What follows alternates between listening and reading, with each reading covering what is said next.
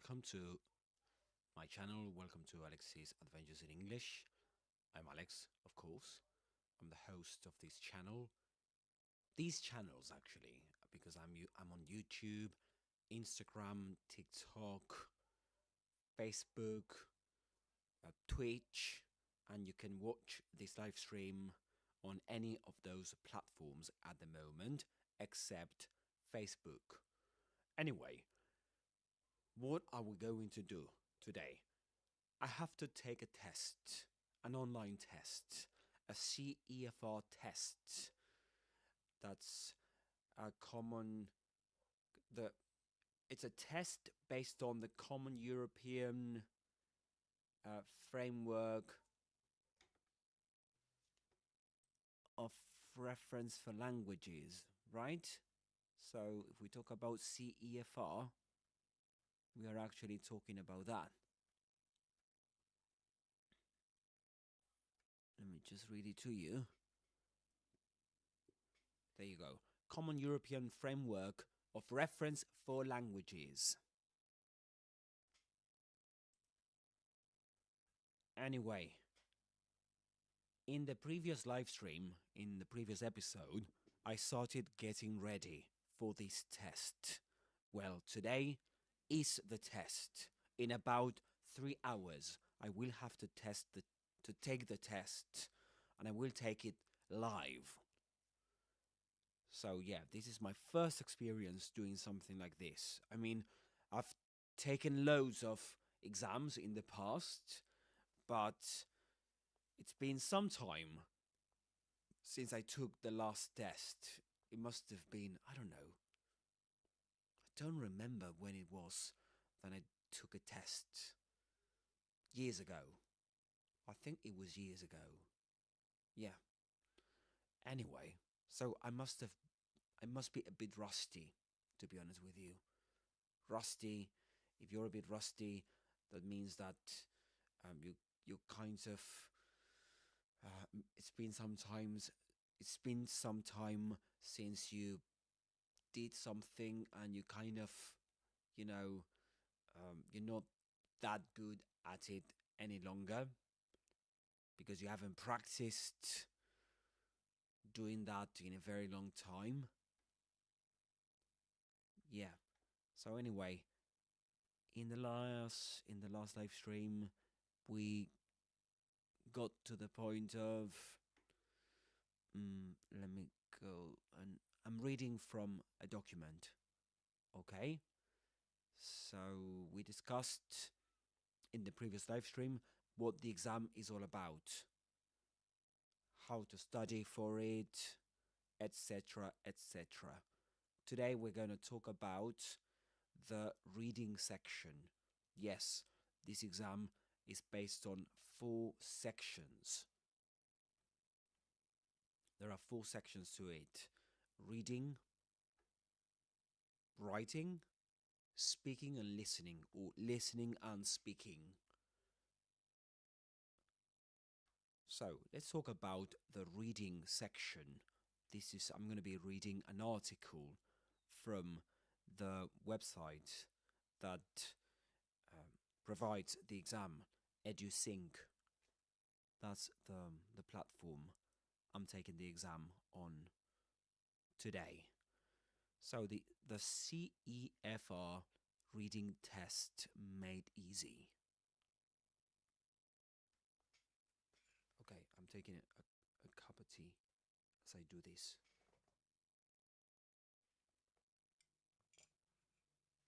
I'm actually having a cup of tea. You can call it a cuppa in informal English, in British English, basically. Okay, just let me go to go here.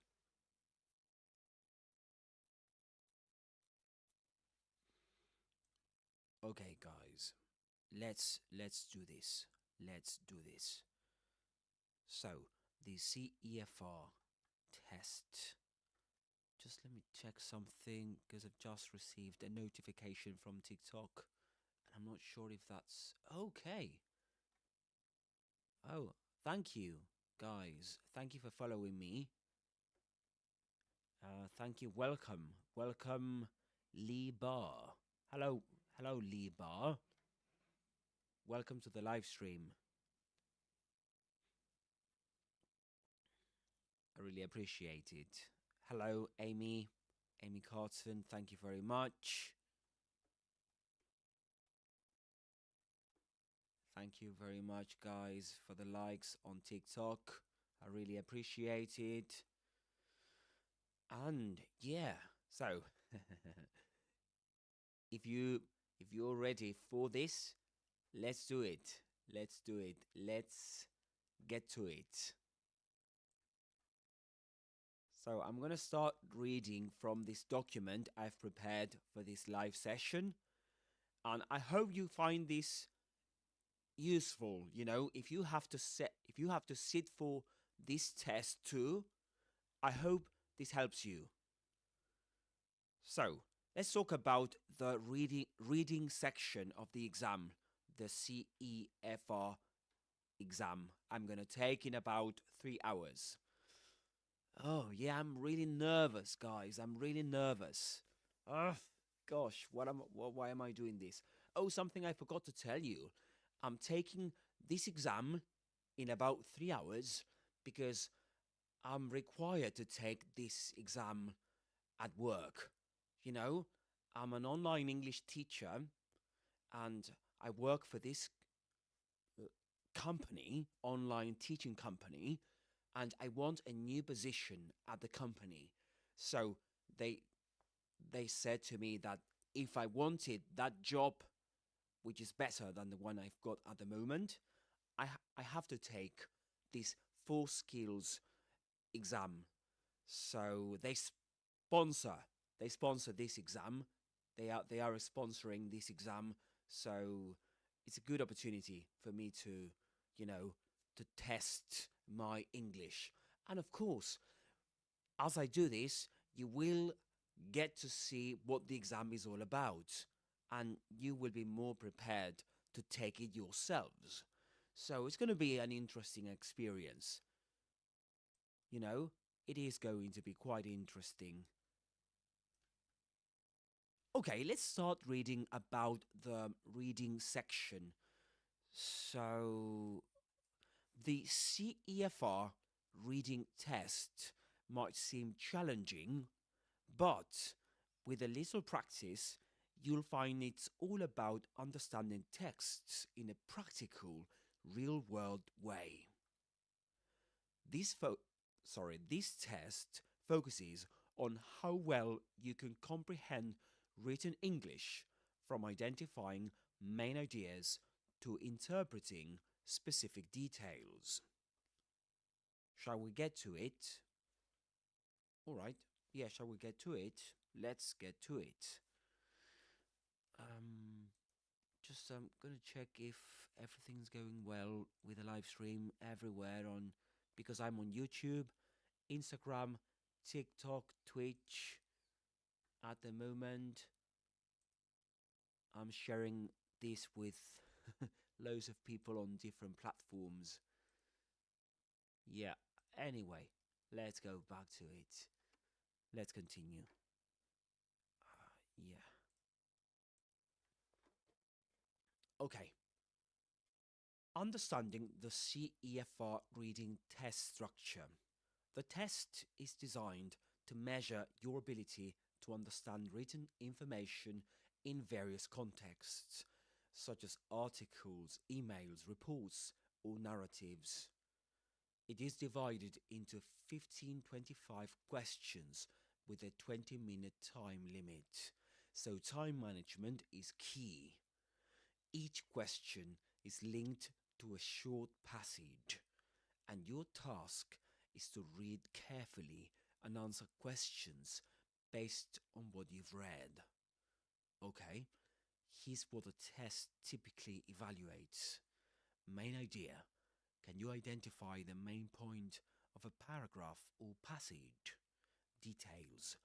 How well do you pick up specific information or facts? Inferences. Can you understand meaning that isn't directly stated? Vocabulary in context. Do you understand the meaning of specific words in context? And purpose. Are you able to determine the author's intent or the purpose of a text? 10 sample CEFR reading prompts and questions. Okay, to help you get familiar with these question types, here are 10 sample prompts. Main idea. What is the main idea of this passage about climate change? Okay. Detail. According to the text, what is one solution proposed to reduce pollution? Yep, contamination, of the environment. Inference. From the paragraph, what can be inferred about the author's opinion on social media? What else? Vocabulary in context. What does the word mitigate mean in this context? Purpose. Why does the author include a quote from a scientist in the second paragraph? Tips for a high score in CEFR reading. Okay.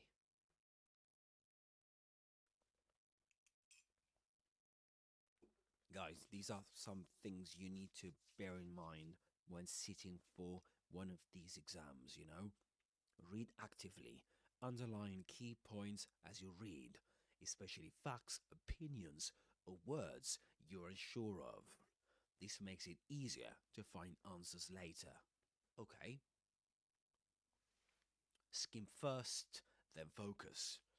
Quickly scan the text to get a general sense, then read more carefully to pick up details when answering questions. Okay, use context clues. For vocabulary questions, look at the surrounding words or sentences to help you figure out meanings. Look for signal words, connectors, like, for example, however, in addition, and therefore. And these can help you understand the flow of ideas, especially for main ideas or inferences. Manage your time. Aim to answer each question in about a minute or two to ensure you can finish within the 20-minute limit. Okay, we're going to have 20 minutes to finish this section, the reading section. Preparing for the CEFR reading test doesn't have to be overwhelming, okay? By understanding the structure, practicing different question types, and focusing on clear, concise answers, you'll be well equipped to succeed. Okay. Alright, let's talk about the writing section, guys.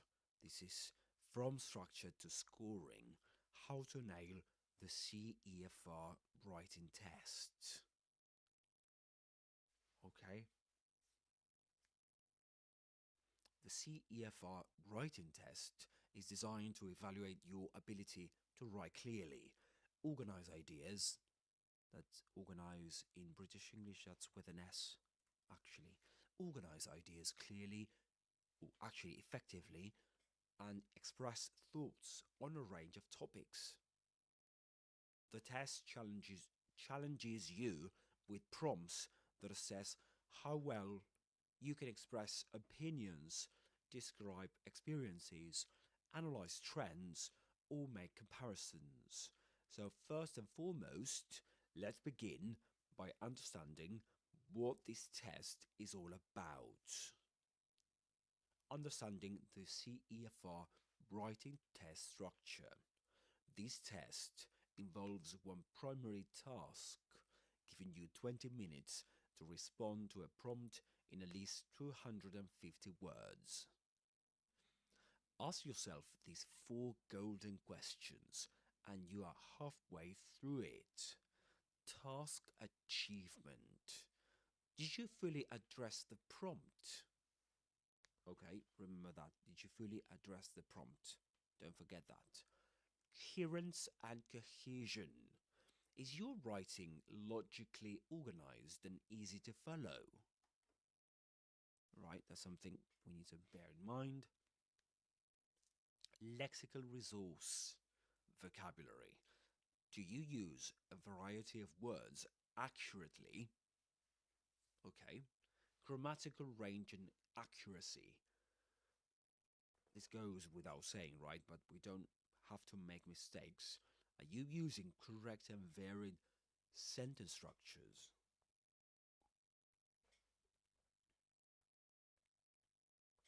Ten CEFR writing prompt examples.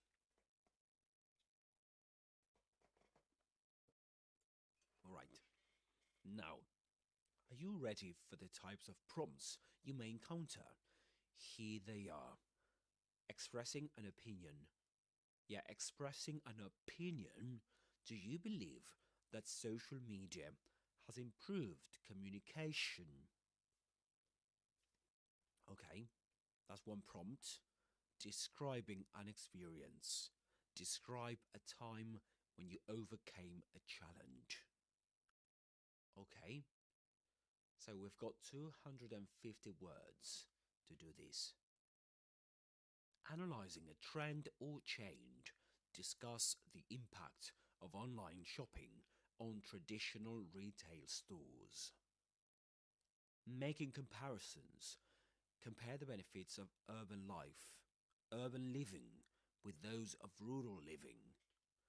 Expressing an opinion.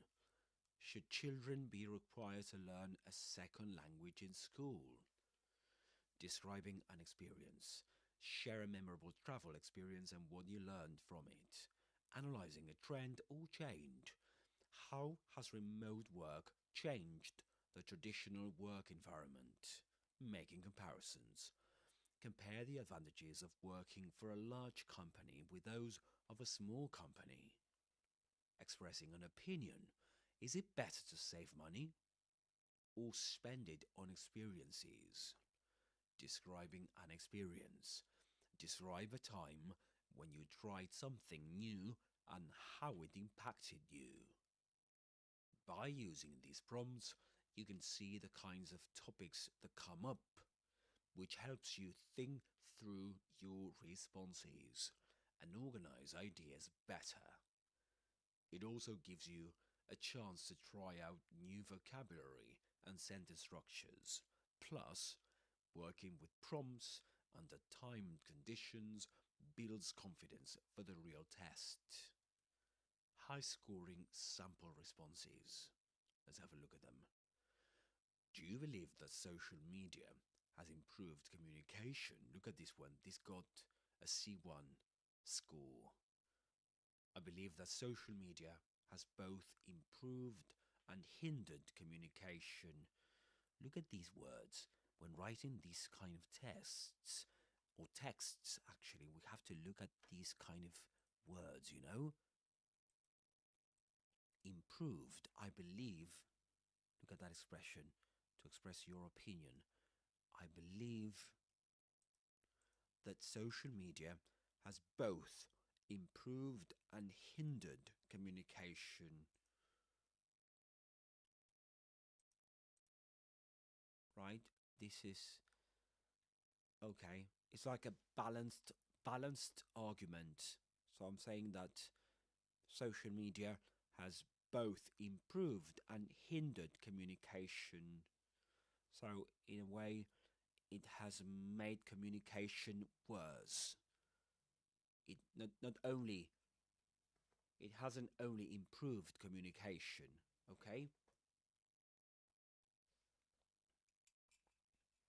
On one hand, actually you will usually come across on the one hand rather than on one hand. I don't know why they went for on one hand. On the one hand, actually. Look at that. The corrector isn't correcting that any longer. So, on the one hand, let's begin with the improving section. On the one hand, it enables people. So this means it allows people It allows people to stay connected regardless of geographical distances. So, regardless of geographical distances, that means despite geographical distances. So, that could be another way of putting this. Despite geographical distances. So, good. Yeah, like that. Okay. I can keep up with friends who live abroad and share moments instantly, which would be impossible without these platforms. So, this is a okay. On the one hand, we're going to talk about the improving section or the improvement of communication thanks to social media. So, this is a connector you can use to introduce that. I mean, you can start talking about one side of the argument in general. On the one hand, it allows people to stay connected regardless of geographical distances or despite geographical distances. And then the author gives an example, right? This is the example. I can keep up with friends who live abroad and share moments instantly. So this is clearly an instance of, you know, you being allowed to stay connected despite geographical distances. It's like, for example, I don't know, this could have been something like, I believe that social media has both improved and hindered communication or made communication worse. But hindered is a bit more formal. On the one hand, it enables or allows people to stay connected despite geographical distances. And then the example, I can keep up with friends who live abroad and share moments instantly, which would be impossible without these platforms. The which at the end, this idea at the end, introduced like this, is not that formal, because that's a very common, very commonly said in spoken English. This could have been something like, I can keep up with friends who live abroad and share moments instantly. Um, mm, Let me think about it. Mm, yeah, I can keep up with friends who live abroad and share moments instantly. Um, hmm. Okay. Maybe just saying this. You can use, instead of a comma, you write full stop and you say, this, mm, hmm, this kind of communication, maybe this kind of communication would be impossible without these platforms.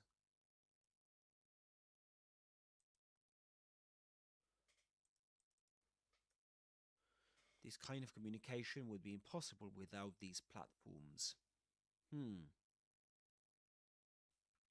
Yeah. You know what? Um, Nowadays, when you study, guys, you can use AI. You can help yourself. You can help yourselves using AI. Sometimes we can ask AI for their opinion, for its opinion, actually. And I think I'm going to do that. I'd like to know what does, I like to know what, for example, I don't know, Claude AI thinks about this. And I'm going to ask that right now. Just if you allow me to do that, guys, I'm gonna do it.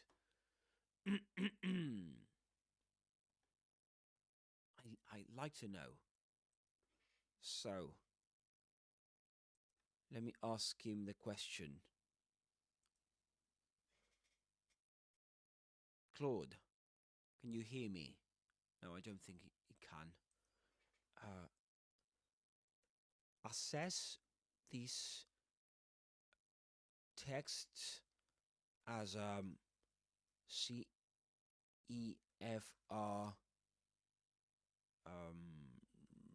written text. What could be improved? What could be improved? And what... Okay, what could be improved? Let's see what Claude has to say. It says, this is a strong response, genuinely C1, maybe brushing the low end of C2 in places. Here's the breakdown. Range of language, hindered, well, that's a good word, superficial layer, genuine bonds, geographical distances. This is well above B2 vocabulary, used accurately and naturally, not just inserted for show. Cohesion, on the one hand, on the other hand. Well, actually, I used on the one hand, and closing while, and the closing while it is essential. Okay, that's the closing. This one.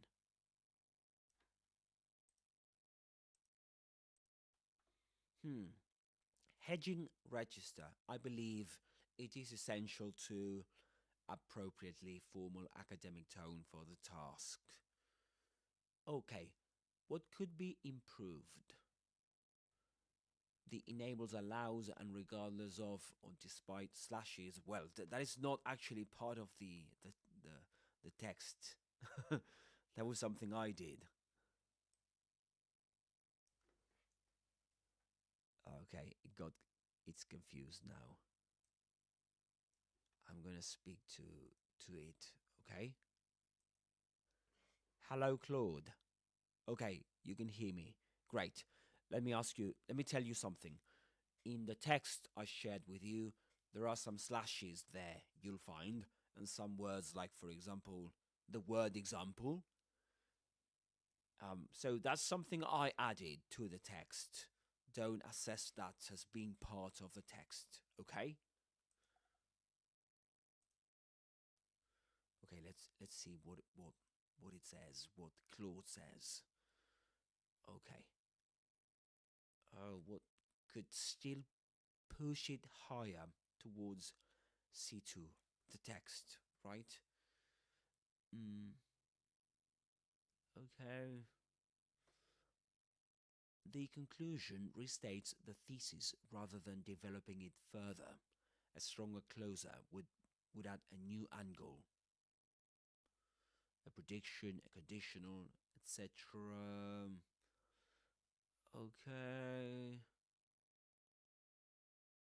Alright, it doesn't have to say much about it, to be honest with you guys. So it seems that, well, Claude liked the text. So let's leave it there. Alright? Let's continue analyzing the text. Let's forget about this. Okay.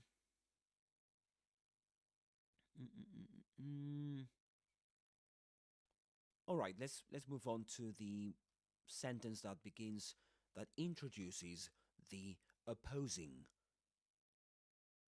I mean the part of communication being hindered. On the other hand, this connects with the first expression. On the one hand, then on the other hand, you can use that, this connects two sides of an argument. That's good to do. Social media can create a superficial layer in our relationships. Okay? Often, and now comes so this is the topic sentence, this is what you claim to be the case. Now you have to back it up, right? You have to back up your argument. You have to say why you're actually saying that. Often, people prioritize. If you're writing in British English, this is with an S, spelled with an S, Z for American English. Often, people prioritize online interactions over real life connections, okay, which can weaken genuine bonds. Again, this relative clause at the end, which I don't like much, to be honest with you. Yeah, I don't like it much. Yeah, I have to be honest with you. Um, hmm. Okay. And the conclusion, okay? But anyway, do you know what this relative clause does at the end? It introduces the writer's opinion. You know, when you do that at the end. This one too. If you say, which would be impossible without these platforms, meaning that's what I think. And this one too, which can weaken genuine bonds. These are called sentential relative clauses in grammar. Sentential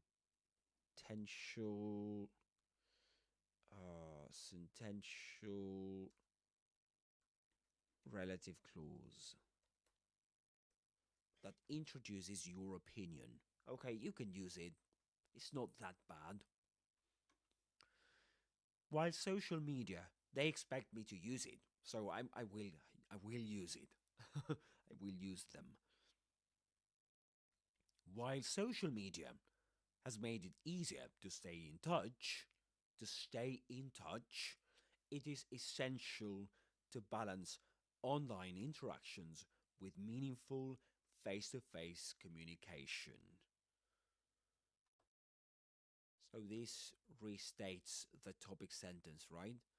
I believe that social media has both improved and hindered communication. So you're making a concession here. While social media has made it easier to stay in touch, made it easier to stay in touch means improved, right? It's another way of saying improved. While social media has improved communication, but why is the author doing this? To paraphrase, no, so as not to repeat themselves, you know? So you can do this. While social media has made it easier to stay in touch. To stay in touch is to communicate, right? To made it easier, that's improved. It is essential. Good, that's a good introduction. It is essential. That's introducing the writer's opinion. I think it's essential, actually, to balance, to do something, to balance online interactions with meaningful face-to-face communication. Face-to-face communication, face-to-face opposes, is the opposite of online, you know? So, yeah. So it's saying that, okay, social media is, well, it's got its positive aspects, but I mean, we can't communicate only online. We need to, you know, hold, yeah, we need to hold face-to-face interactions as well. So that's the conclusion. Okay? All right. That's good. I like it. Let's read the second text. It says, describe when you a time when you overcame a challenge. Okay, I think I should write my own texts, you know? Let's remember something. Let me jog my memory for a second. I like to check how much time I've got to do this during the exam. I think it's only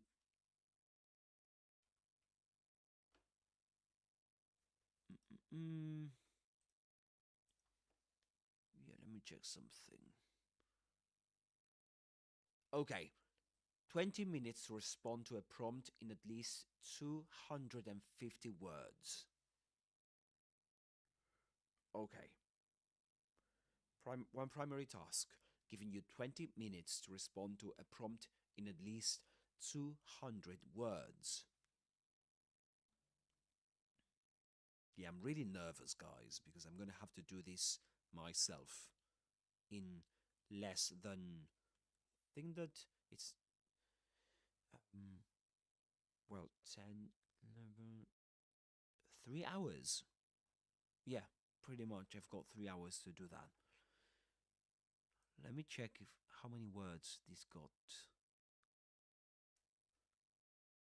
Okay, tool. I'm gonna use the word count tool. It's got 101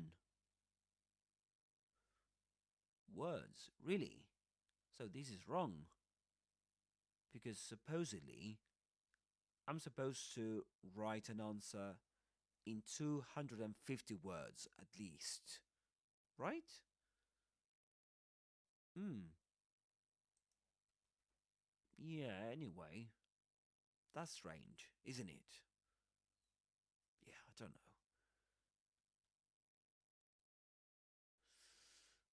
know. Okay, 250 words. Mm-mm-mm. Yeah, that's what it says here. In at least 250 words. That's a bit strange, guys, isn't it? I mean, yeah, I've no idea why. Okay, okay. Let's continue, guys. Let's continue. So we've got to get ready for this test. Okay. What if I write the text myself? Okay. Let's. I've got 20 minutes to do this, so let's set a reminder.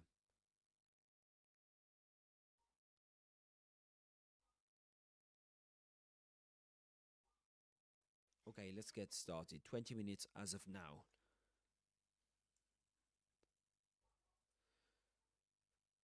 All right.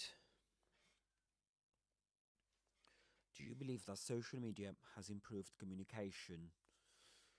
Um, well, as you use, I believe. I believe that. Sorry. Let me do this.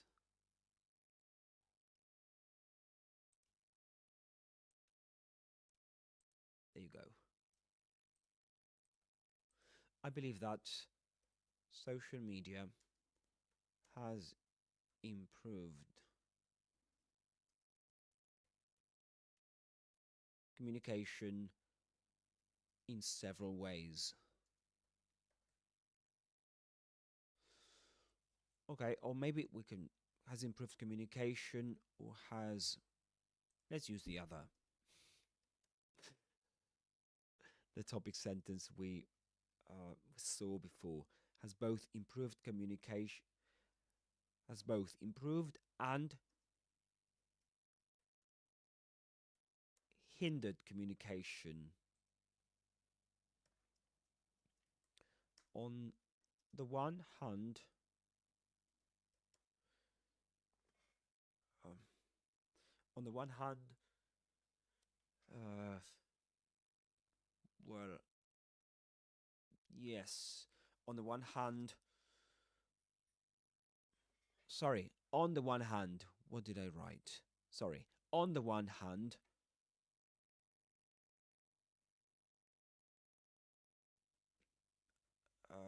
social platforms allow people to be connected despite geographical barriers. I like that word, barriers.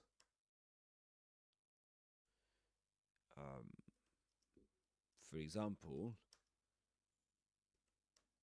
if you are abroad, you can still be in touch with your loved ones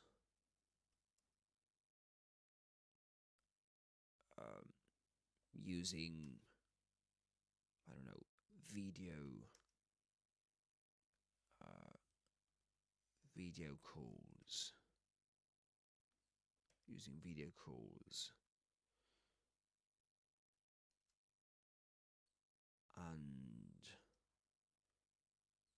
and therefore feel, this is communication, right? Social media has improved communication, and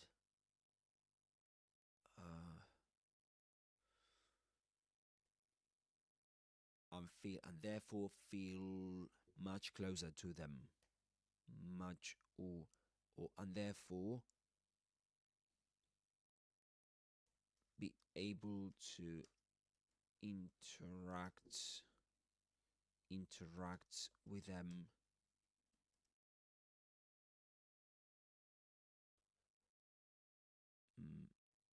as if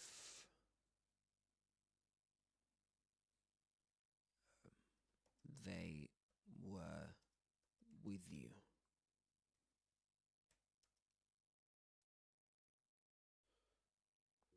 Okay, as if they were with you. On the other hand, let's talk about the negative aspect of social media. On the other hand,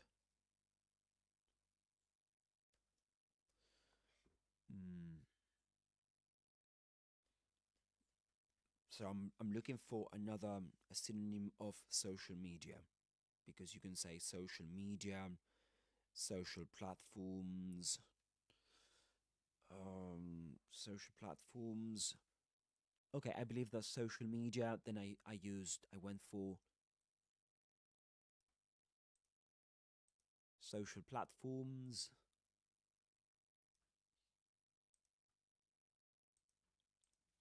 Allow people to be connected despite geographical barriers. For example, if you are abroad, you can still, that's a first conditional sentence. If you are abroad, you can still be, you have to use a comma after the first clause in a conditional sentence. For example, if you are abroad, don't use contractions in this kind of text. Don't say this if you're abroad. No, if you are abroad, right? If you're in another country traveling, for example, you can still be in touch. Be in touch is to communicate with your loved ones, your family, friends, etc., your girlfriend, using video calls, and therefore is a formal word for so, and as a consequence, be able to interact with them as if they were with you. As if they were with you, that means, yeah, that's what it means. As if they were with you. As if they were with you. On the other hand, oh gosh, I'm really nervous, guys, because I will have to do this. I've got 13 minutes left. Okay, on the other hand,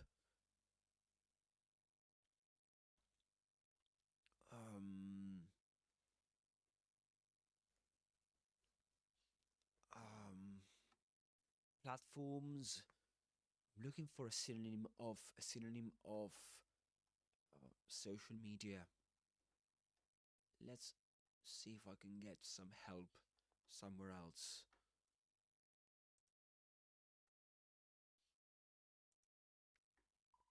Mate, one question. Um, I'm writing a text right now, and it goes like this. I believe that social media has both improved and hindered communication. Can you think of a synonym of hinder and a synonym of or synonyms of improved in this case, or improve? What about social media? I'm looking for synonyms of social media. Social media, social platforms. I don't know. You tell me. Um, so, on the one hand, social media or social platforms allow people to be connected despite geographical barriers. For example, if you are abroad, you can still be in touch with your loved ones using video calls and therefore be able to interact with them as if they were with you. All right, so let me know if you like it so far.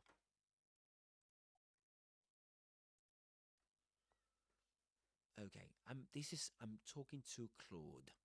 Nice, this is shaping up well. Let's go through your questions first. Then I give feedback on the next so far, on the text so far. Sorry. Improved.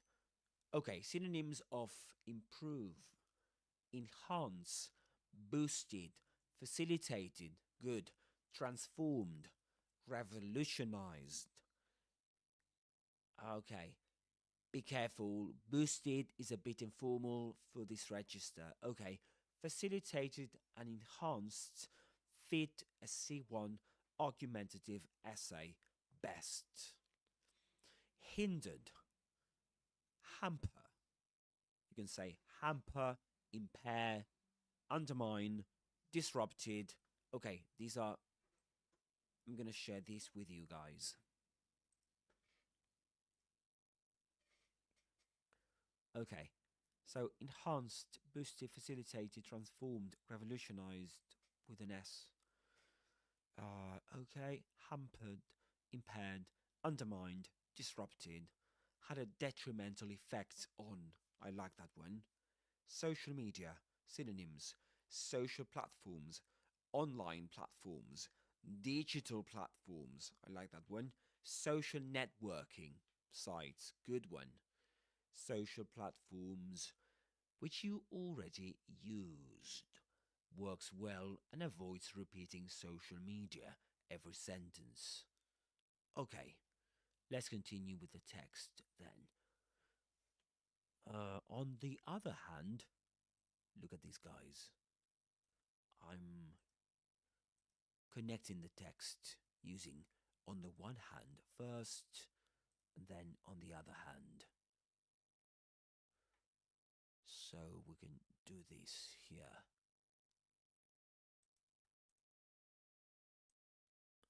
Okay. Yeah, there you go. So on the other hand, 9 minutes left. For example, if you are abroad, you can still be in touch with your loved ones using video calls and therefore be able to interact with them as if they were with you. Okay? On the other hand, we said online platforms.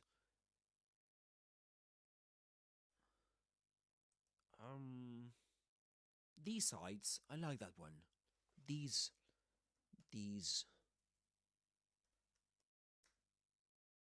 sites. What about these digital spaces?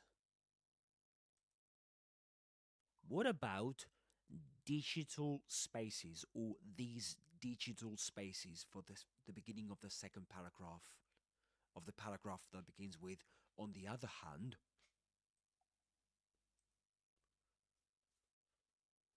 Oh gosh. Digital spaces works nicely there. It's a good C1, C2 choice because it's slightly more abstract and reflective than social platforms. Okay, I like it. All right. On the other hand, these digital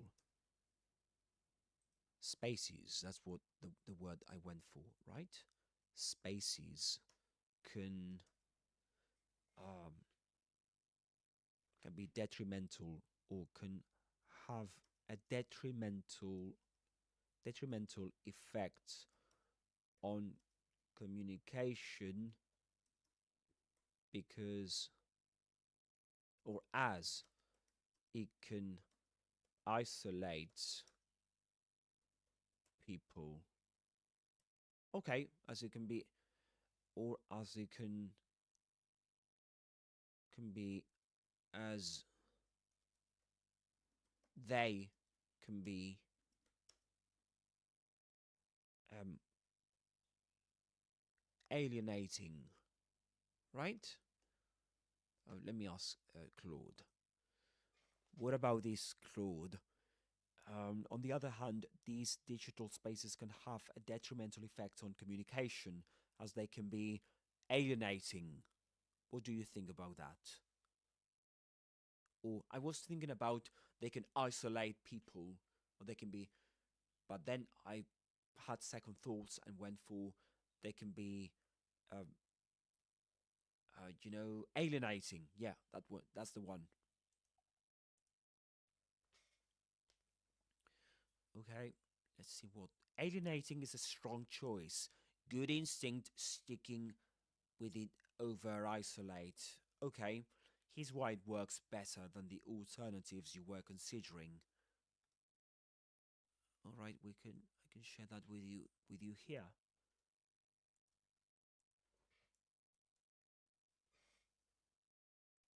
Isolate people is more literal concrete. It describes an outcome. People end up alone. Alienating is more abstract and psychological. It describes a feeling. Uh, uh, describes a feeling of disconnection even while surrounded by interaction. Okay, we haven't got much time left. Only 5 minutes left, as they can be alienating. Alien. That's the word. This is the word. Alienating. Alienating.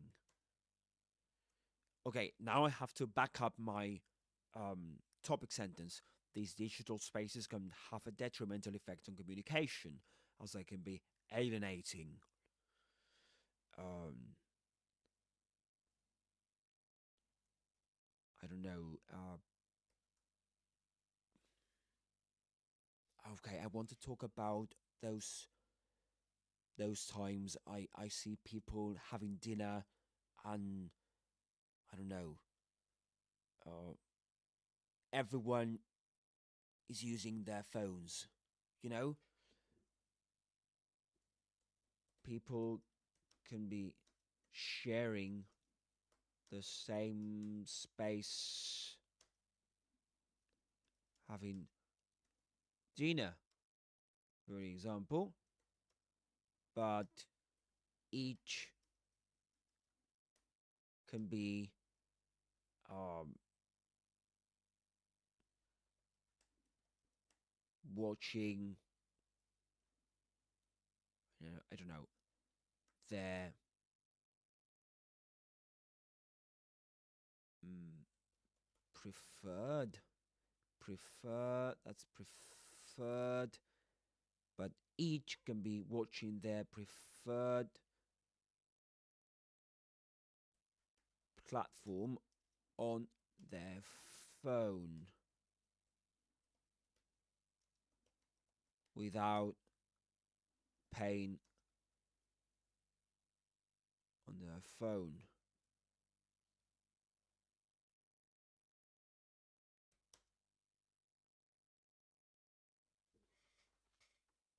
So, again, let me see how many words have I written so far.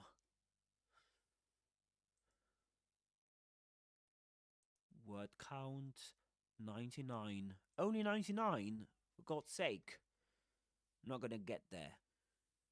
Okay, I believe that social media has both improved and hindered communication. On the one hand, social platforms allow people to be connected despite geographical barriers.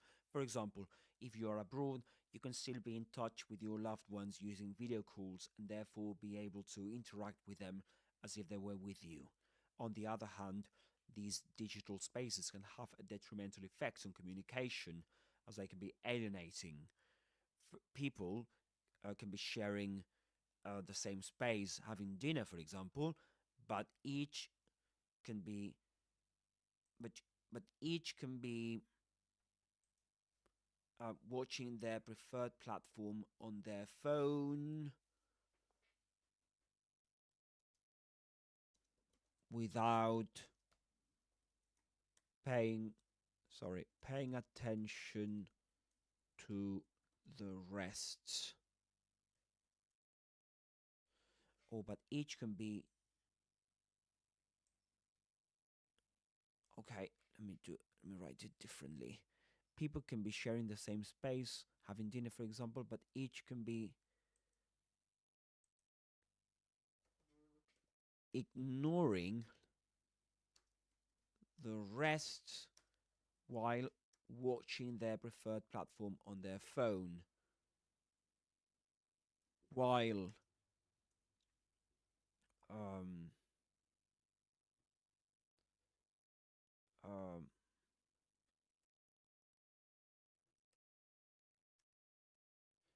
while social networking has indeed improved communication, um, it has brought some detrimental or it has brought some detrimental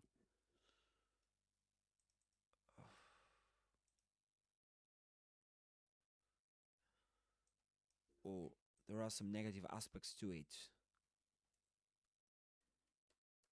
There are some negative aspects to it.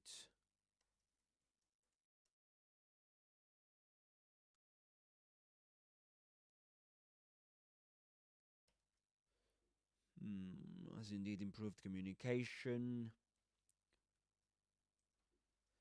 by um by oh gosh, time's up. While social networking has indeed improved, or let's not use improved again. While social networking has indeed uh, made communication better by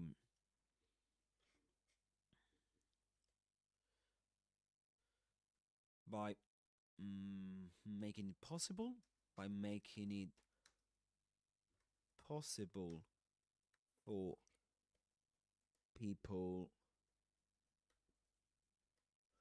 to get in touch with others across the globe.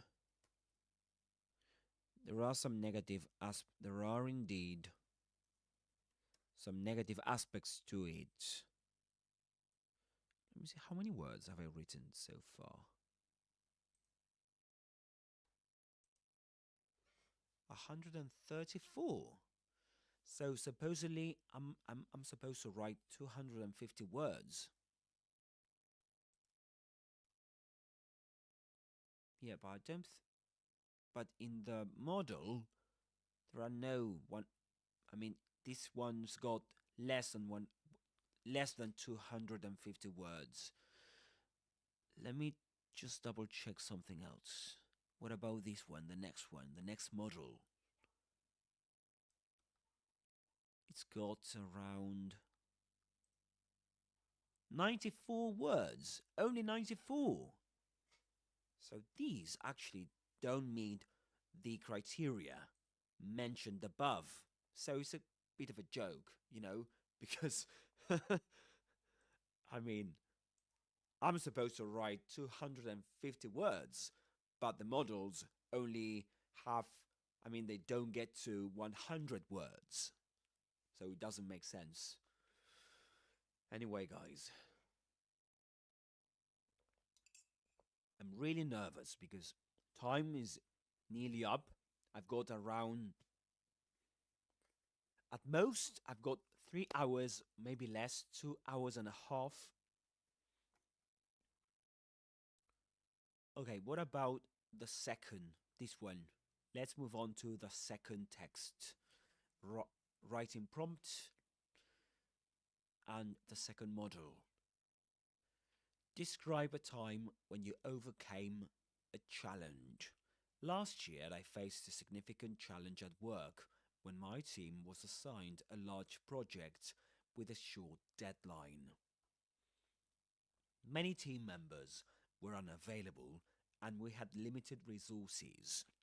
I decided to tackle the problem by organizing a detailed plan.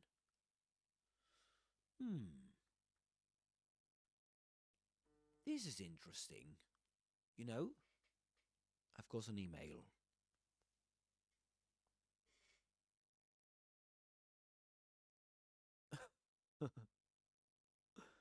Okay. Sorry, guys. I've received an email from EduSynch that goes like, "Hello, this is something to bring up with your employer. I am here for technical support around the test itself. Best regards." Because I asked them when was the deadline, because I don't know if the deadline is today at midday. For me to take the exam, anyway. Okay, let me skip this part a bit. I'm gonna go to not the listening test, but the speaking test, which makes me a bit more nervous. The ultimate guide to acing the CEFR speaking test. Let me have a look at the prompts. Look at this. So I want to check how many words they've used. What about this one?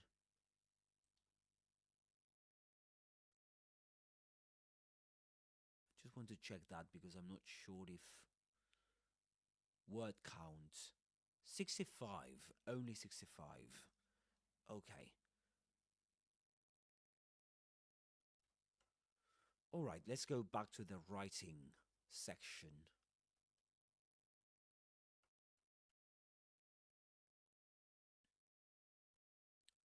The listening, I think that one of the tougher sections in the exam.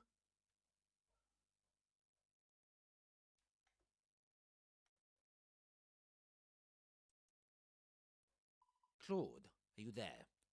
So, how would you express this idea I want to express? I'm talking about the exam. I know it's got 4 sections. All of them are tough. What if I want to talk about one of them being the toughest? Would I say, I think one of the toughest sections or tougher sections with a comparative there? Superlative or comparative is the question. I think one of the tougher sections in the exam, let me take this to some different example. I think that one of the best sections in the exam is this one. Okay, I think that's the superlative, isn't it? Yeah. I think one of the best sections in the exam, or I think it's that one of the worst sections in the exam is this one. So the superlative form is the correct one, because if I said, I think that one of the better sections. Yeah, that sounds awful. I think that's one of the best sections, or one of the toughest sections in the exam is the the writing section and the speaking section. But anyway, you please confirm my suspicions.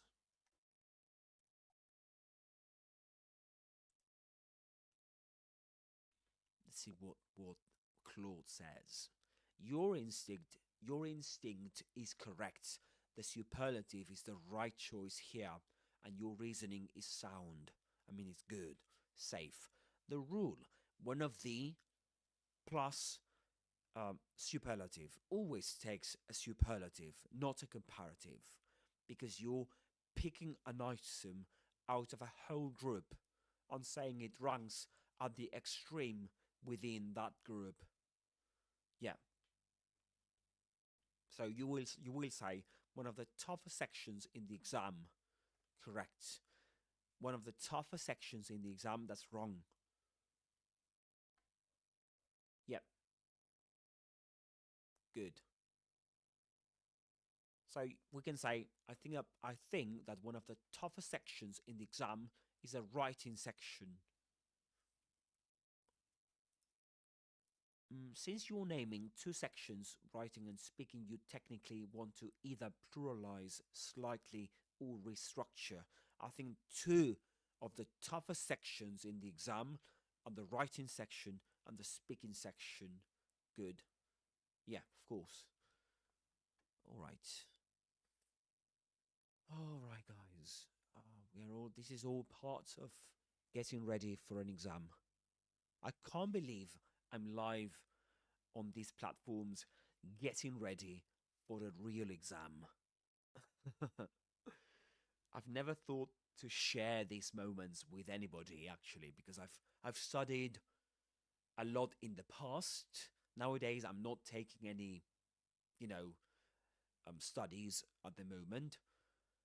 I think the last course I took was in 2023 or 2022. I think it was. Yeah, I think it was like 4 years ago. But anyway, but I teach English online, but it's not the same to teach English than, uh, it's not the same to teach English online as to, take an exam.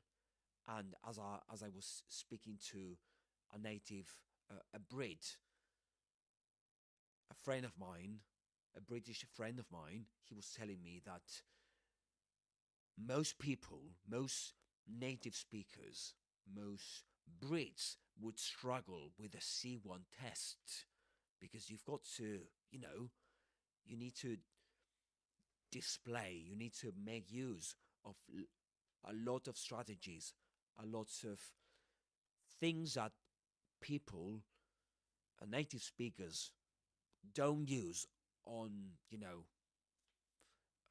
on a daily basis. So this is difficult, guys. And I'm beginning to sound like Liam Neeson, in Taken. Uh, I've got a particular set of skills that will make me a nightmare for people like you. I will find you and I will kill you. Okay, I shouldn't have used the word kill. I'm sorry, guys. Anyway, let's continue. Okay. Describe a time when you overcame a challenge. Last year, I faced a significant challenge at work when my team was assigned a large project with a short deadline. Many team members were unavailable and we had limited resources. I decided to tackle the problem by organizing a detailed plan, assigning tasks based on each person's strengths. We worked long hours, but I remained positive and motivated the team to keep pushing forward. In the end, We completed the project on time, and our client was impressed with the results. This experience taught me the value of teamwork, resilience, and effective planning. I mean, the best way to study for these kind of written tasks is to identify the structure, right? Because maybe you will not talk about this. You will have to talk about something that happened to you, you know? So, first, we can, of course, use AI to help us identify these guys.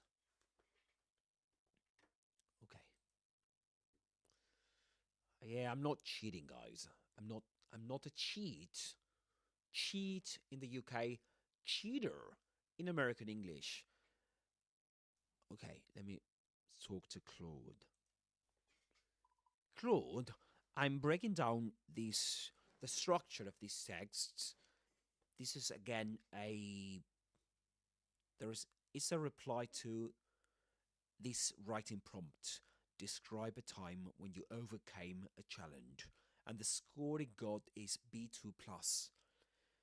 Again, let me know about the pros and cons of this text, identify the structure, and I need you to come up with some advice for me and for people in general taking this test or writing a text like this, or better still, answering this kind of prompt in this kind of test, a CEFR test.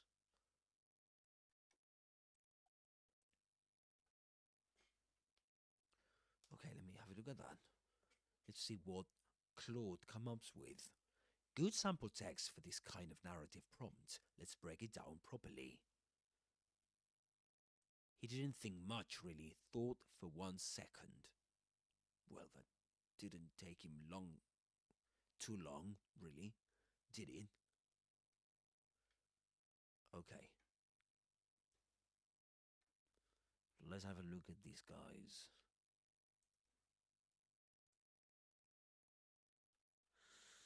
Okay, let's break it down.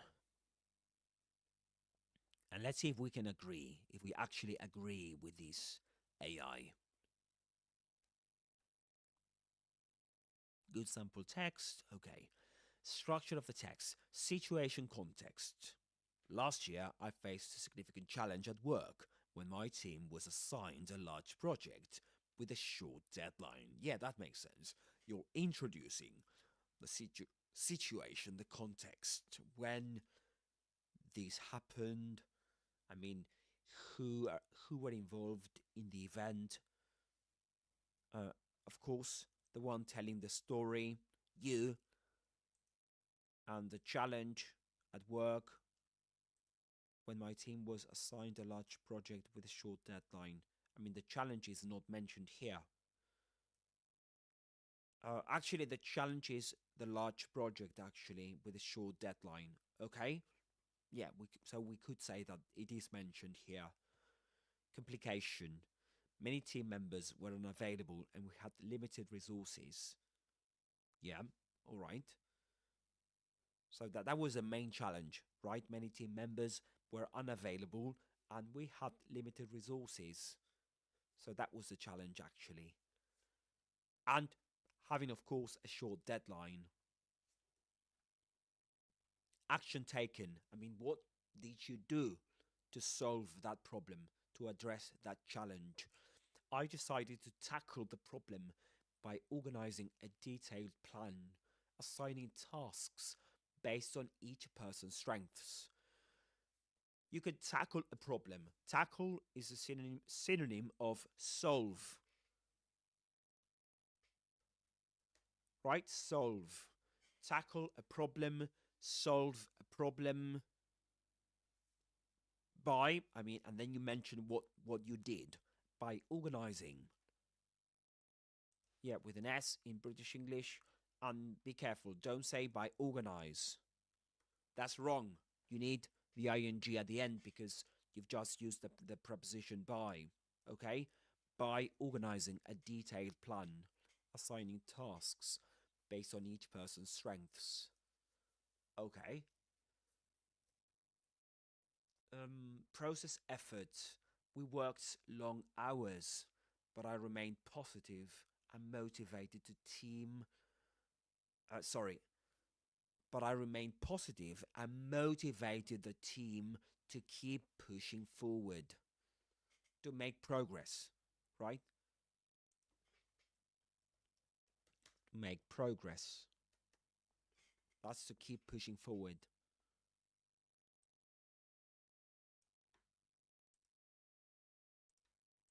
In the end, result. We completed the project on time and our client was impressed with the results. This is usually the case with these kind of texts, you know. Everything goes well, always. Imagine that he went something like, in the end, we didn't complete the project and we lost our client and I don't know, we got sacked. We got fired. Number 6, reflection, lesson learned. Yeah, you always have to mention these kind of things, you know, what you learned. This experience taught me the value of teamwork, resilience, and effective planning. All right, good. This is a textbook narrative arc. Situation, complication, action, result, reflection. It's a very safe, reliable structure for this type of prompt, and it's exactly what examiners are trained to look for in a personal experience response. Okay. All right. So this is good. This is good, guys. Just let me check something.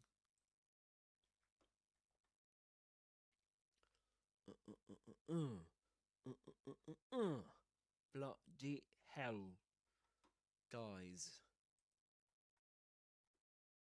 I'm just double checking something. Just double checking something, guys. All right. Okay. I need to check my socials, guys, because I'm live on many platforms at the same time and I just want to check that out. Anyway, so, all right, let's continue. Let's go back to it. Oh gosh, this is terrible, isn't it? All right, so, pros, complete narrative arc. Nothing is missing. Every stage examiners expect is present. Good use of past narrative tenses. Simple past use consistently and correctly throughout, which is the core grammatical requirement at this level. Of course, you can't make those mistakes. What else have we got? Natural discourse markers. In the end, signals conclusion smoothly. But in we worked long hours, but I remain positive, shows basic contrast, concession control. Good. Task specific vocabulary, significant challenge, limited resources, assigning tasks based on strengths, motivated the team. Good. This is solid. Workplace appropriate lexis. Exactly what a B2 plus prompt about work challenges expects. The reflection at the end.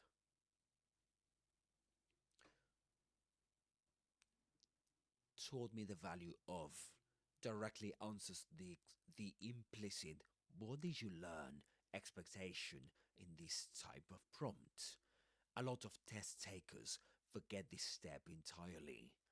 Yeah, we don't have to forget that, guys. Cons. What's holding it at B2 plus rather than pushing it to C1. Every sentence is roughly the same length and structure. Subject plus verb plus object. One clause added with and or but.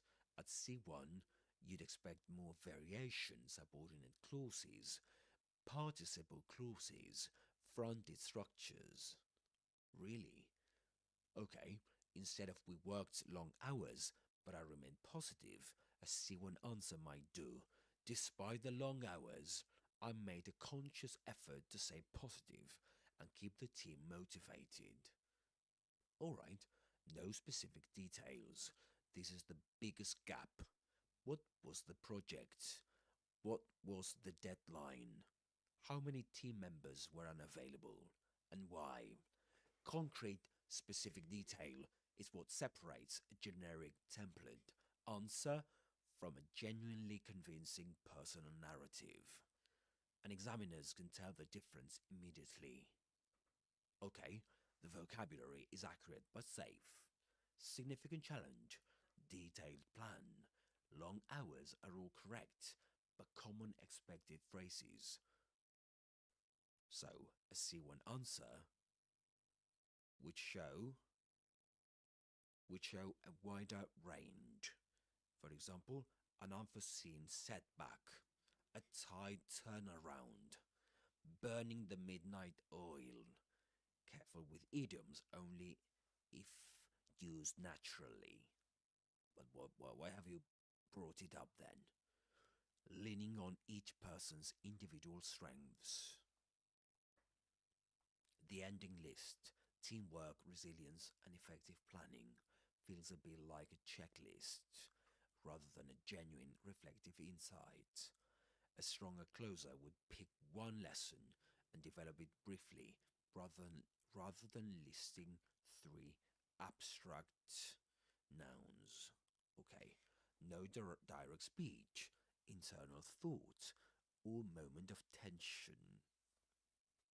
Oh gosh.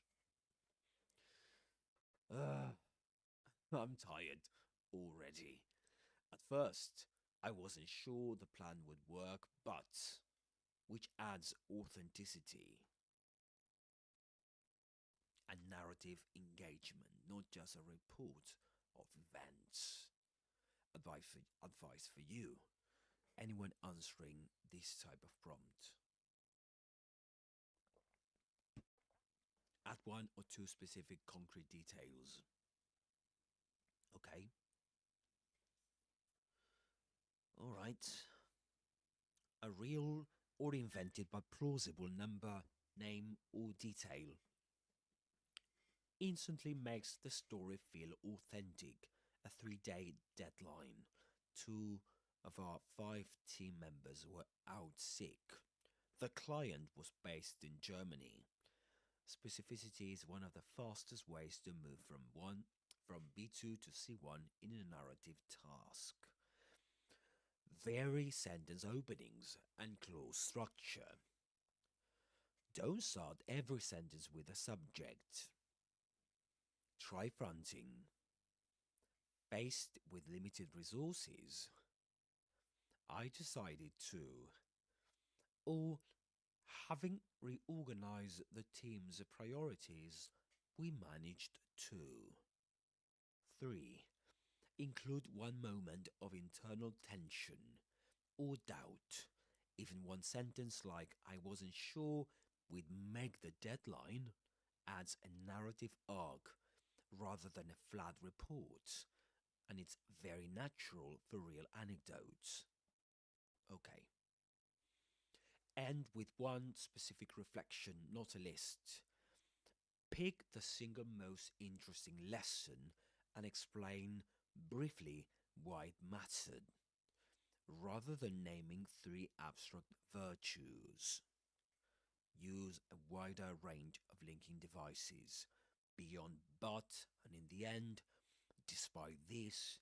As a result, looking back, what surprised me most was so the ones, after despite this, as a result of, you can say, so those are the ones we could use, okay? Apart from but and in the end. Number 6, don't overplan the structure at the expense of voice. The situation, complication, action, result, reflection shape is good and worth keeping, but examiners can tell when it's mechanical. Okay. Write like you're actually telling someone the story, not filling in a template. Okay. So let's see if we can do that, guys. I haven't got time to waste, so I need to do this now. Describe a time when you overcame a challenge. Okay. I'm going to do this, guys. I'm going to give it a go. Okay? Describe a time when you overcame a challenge. 20 minutes to write these, so I'm going to set an alarm. And I'm going to give it my best. Okay? But of course, with some help. Remember, I'm going to remember the structure. This one.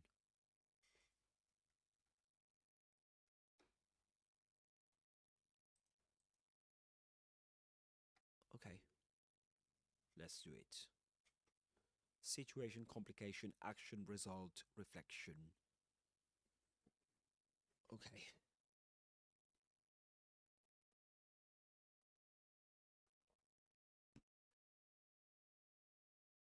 Describe a time when you overcame a challenge. Okay. Let's do it. I'm cold, I'm sleepy, and I want to, I don't know, do anything else but this, guys. But I have to do it because I need to get the job. And, all right. Let's do it.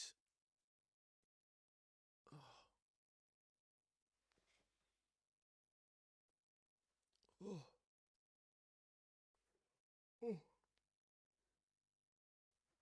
oh, fuck. Sorry, guys. I forgot. I wasn't supposed to use words like those. Sorry, TikTok. I'm sorry. I'm really sorry. Anyway, let's begin. A challenge I had to overcome. For example, let me think of it. A challenge I have to overcome. No, guys. A challenge I had to overcome. Maybe. I don't know. Can you think of a challenge? I can't. I don't know. Maybe.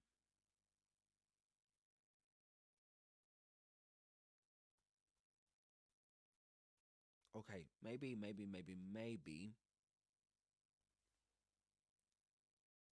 Maybe it could be related to work. Something related to something I experienced in the past, maybe for a job interview. Okay, maybe that. But it's got to be something I know about, because otherwise I won't know what to say and the vocabulary used. I think that if you do this, you have to talk about something you know about, something you're familiar with, a topic you're familiar with, rather than speaking about, I don't know, something you're not familiar with. So maybe something I'm familiar with, it should be related to, I don't know, teaching something, because I'm a teacher. I'm an English teacher. So maybe if I do that, I will have the vocabulary, the necessary vocabulary I need to, yeah, I need to write the text. So let's do that. Let's get into teaching. Let's talk about teaching. Oh, my hair is a bit of a mess. Okay. maybe. Let's suppose that I talk about an instance where a time when a student of mine didn't understand something, and so that was a challenge for me, and I came up with ways of teaching that to the student. Maybe that could be. I don't know. Um, or maybe it's got to be more of a challenging challenge. Let's put it, if we can say that, it's got to be something more challenging than just, you know, just talking about a moment or a time when you have to teach something to someone. Let me just do something.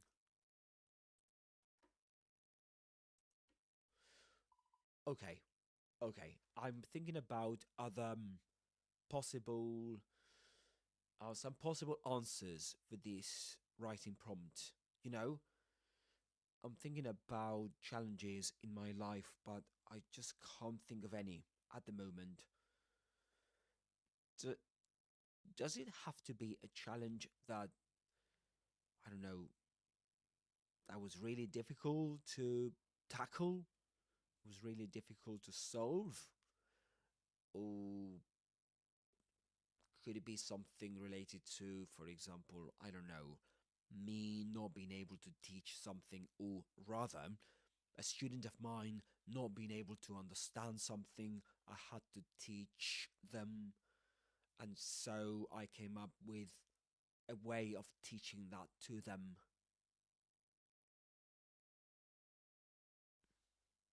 Maybe, for example, now that I think about it, some time ago, back in 2027, sorry, back in 2027, that's the year, the coming year actually. Back in 2017, I had to teach a course I had actually taken back when I was training to become a teacher. And I remember that this the teacher in charge of the course taught the course using a book which was very difficult for students, including me back then, and it was always the same book, and it was quite advanced, you know. I mean, and this was a second year course in the. Okay, it stopped. Let me continue, Claude, and let me continue. So I remember that when I had to teach this course, me not being a very experienced teacher at that level, you know, tertiary level, you know, when at the level you actually get to teach others as a, you know, as a teacher trainer. And so you get to teach other future teachers actually. So one way I tackled this problem was to actually teach the course using the same book. But, what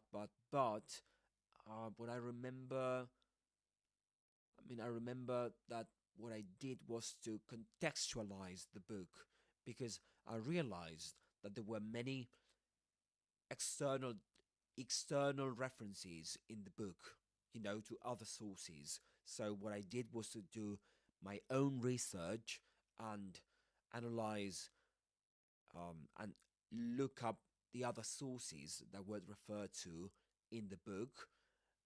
And by doing that, I was able to understand the book more, the text more, and therefore explain to my students what the context of the book was, you know, and that gave them a clearer idea of what the book was all about, and it allowed them to understand it, and then be able to um, sorry, and then it allowed them to um, write about the book, because I remember that this teacher used to have students answer prompts, writing prompts based on the book. Actually, it was the first chapter of the book, not the complete book, but it was difficult enough, you know. Um, but anyway,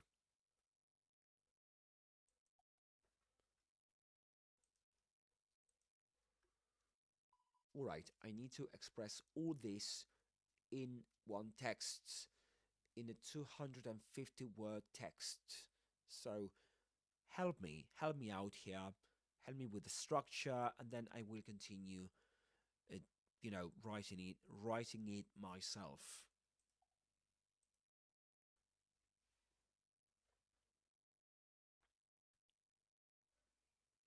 Yes, this works really well well as a topic. That's what Claude says. Actually, better than a generic tight deadline story. Yeah, I don't like that. That's very generic, isn't it? Because it's specific, personal, and shows professional insights. It doesn't have to be a high stakes crisis. A teaching pedagogical challenge like this is exactly the kind of thing that lets you show range, reflection, nuance, professional vocabulary, rather than just narrating events. Oh,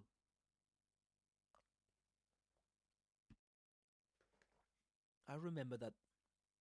I've just remembered another occasion in which I had to do something for a course as well. Hmm. Yeah.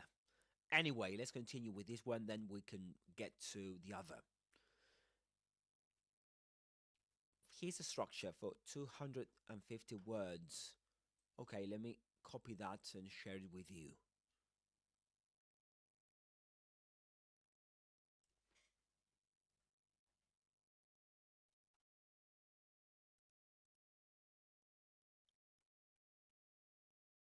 Okay, all right. Situation context 40 words. Set the scene, training to become a teacher. Tertiary level, assigned to teach a second year course using a said textbook. Complication, the actual challenge. The book was advanced and relied heavily, I like that one, it relied heavily on external references, sources, students, and you at the time didn't have context for. As a relatively inexperienced teacher at that level, this was daunting. I like that word, daunting.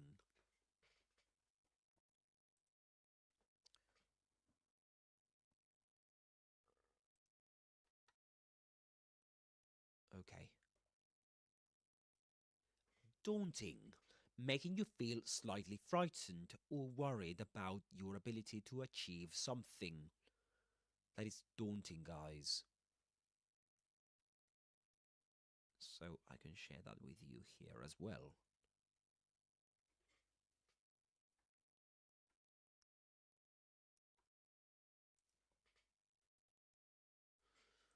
Okay, daunting.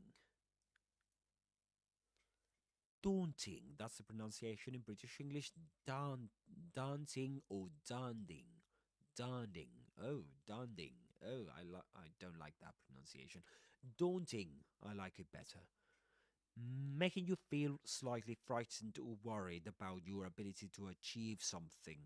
For example, the country was faced with the daunting prospect of overcoming 4 decades of division.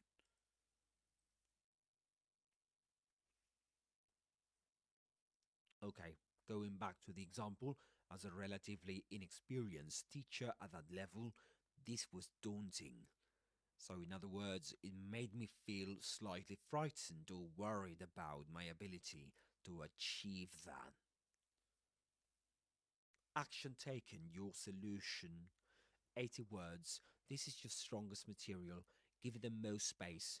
You researched the external sources the book referred to or referenced. Used that research to contextualize the material for students. Again, with an S if we are writing in British English. This lets you explain the background of the text. This let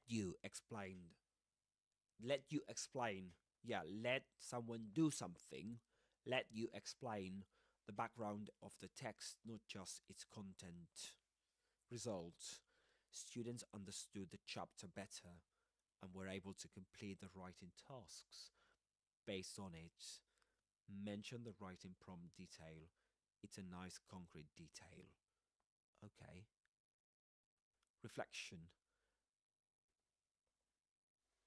Okay. Reflection, 40 words. Pick one lesson, not a list.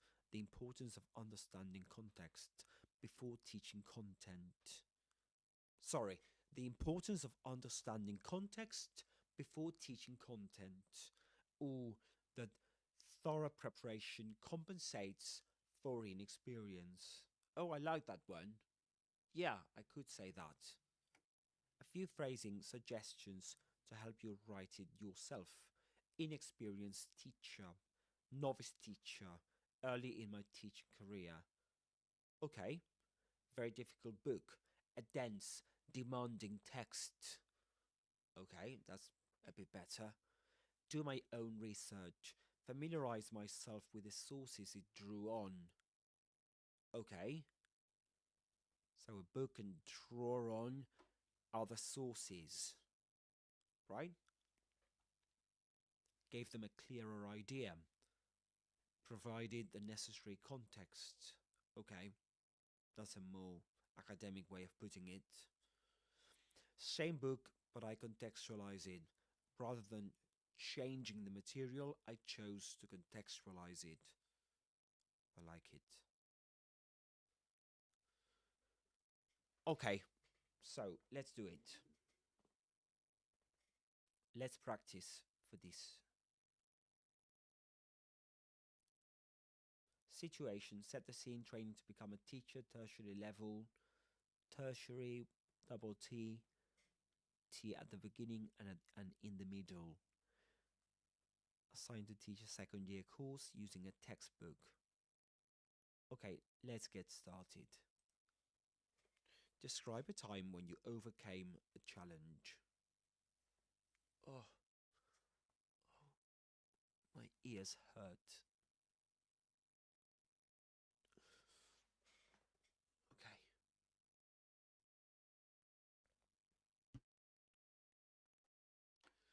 All right. Let's do it. Let us do it. Can I do it? I'm not sure if I can do it. Seems to be a bit difficult, doesn't it? Yeah. Anyway. Anyway, guys. So let's see if we can actually do this. Let's see. Okay. Well, describe a time when you overcame a challenge. In 2017,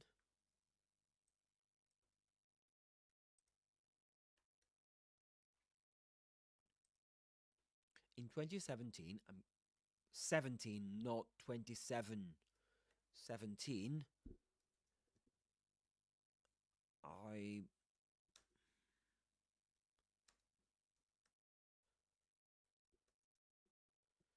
I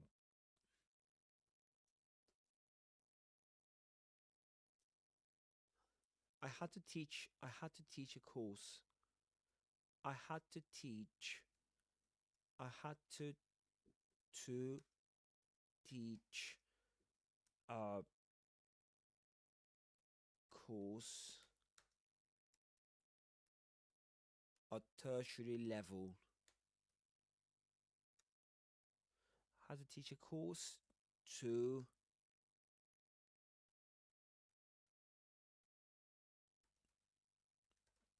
teacher trainees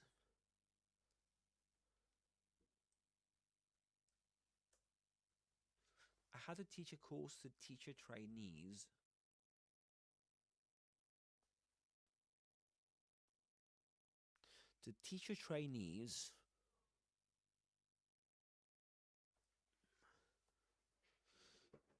okay, I had to teach a second year course okay, a second year course to teacher trainees at the same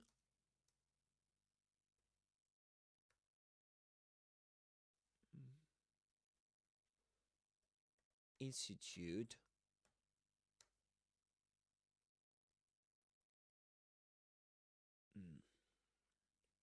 I graduated from I graduated from 2 years before.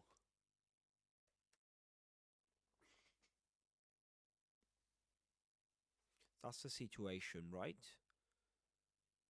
Sign a second year course using a said textbook. Right.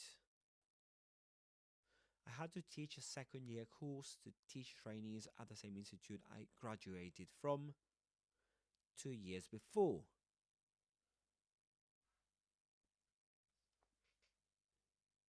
This course.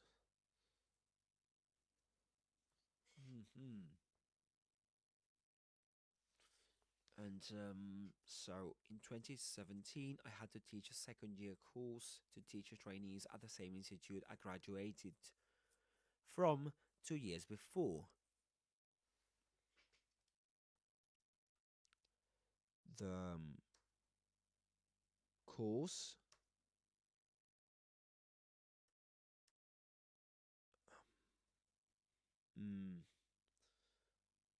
I had to teach the course. Oh gosh, I'm a bit rusty, guys.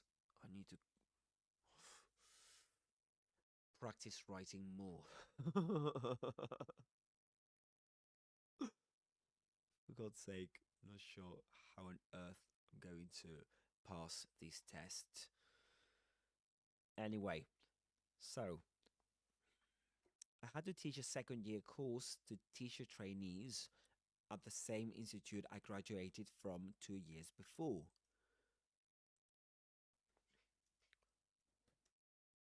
The course, or there was a said textbook. There was when I took the subject in 2015, the teacher in charge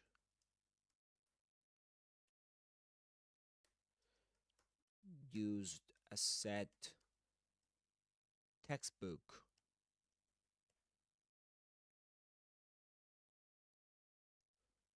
That was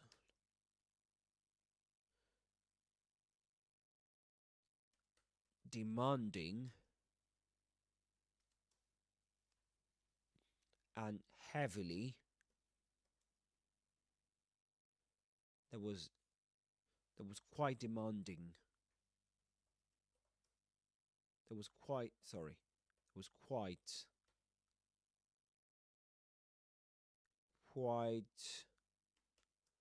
demanding, as it was heavily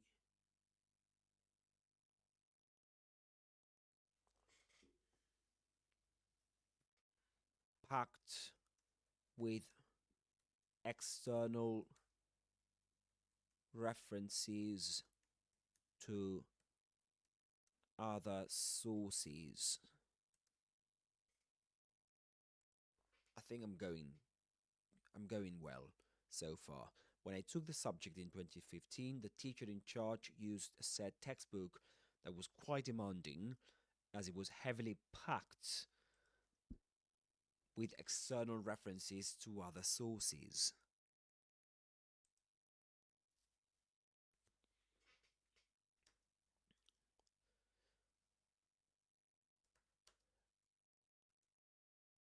Okay, I had to teach a second year course to teacher trainees at the same institute I graduated from 2 years before. Okay. That was quite demanding as it was heavily packed with external references to other sources.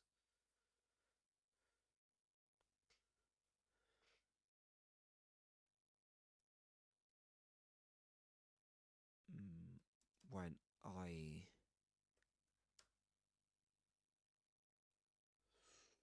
okay. Bloody hell. Come on. Situation context. Set the scene. Training to become a teacher, tertiary level, assigned to teach a second year course using a said textbook. Complication. The book was advanced and relied heavily on external references, sources students, and you at the time didn't have context for. As a relatively inexperienced teacher at that level, this was daunting. Okay, so let me do this first. Okay. All right. So in 2017, I had to teach a second year course to teacher trainees at the same institute I graduated from 2 years before. When I took the subject in 2015, the teacher in charge used a said textbook that was quite demanding as it was heavily packed with external references to other sources.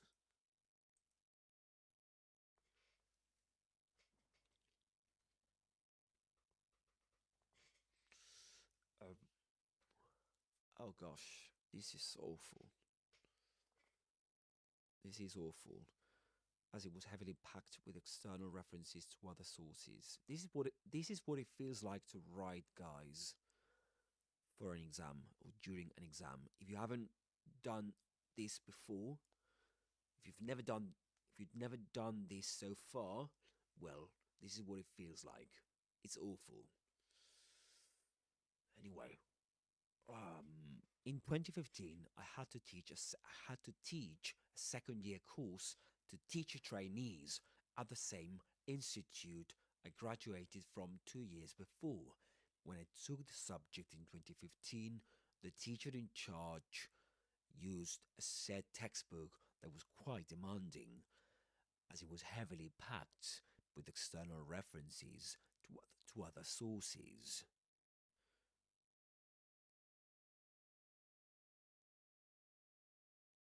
Okay. Okay, I graduated from 2 years before. When I took the subject in 2015, the teacher in charge used a said textbook that was quite demanding, as it was heavily packed with external references to other sources. Therefore, when I um,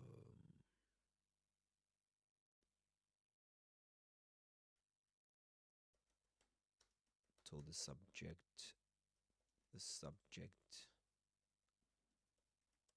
myself,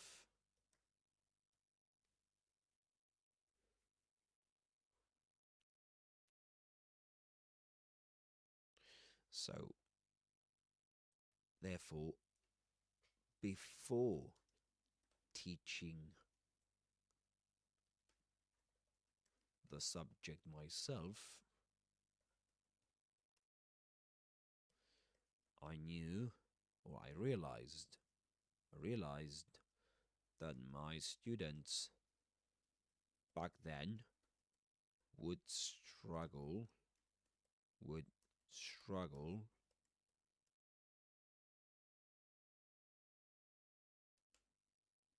with that book as well, or with that book too.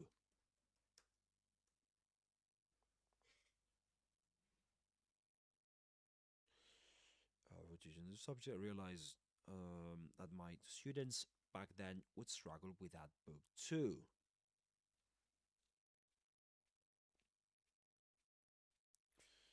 Uh,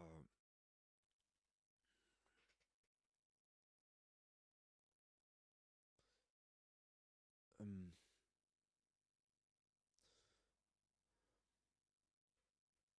Given the situation,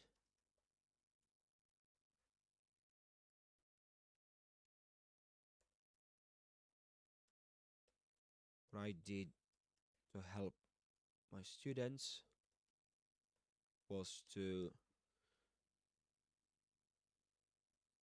research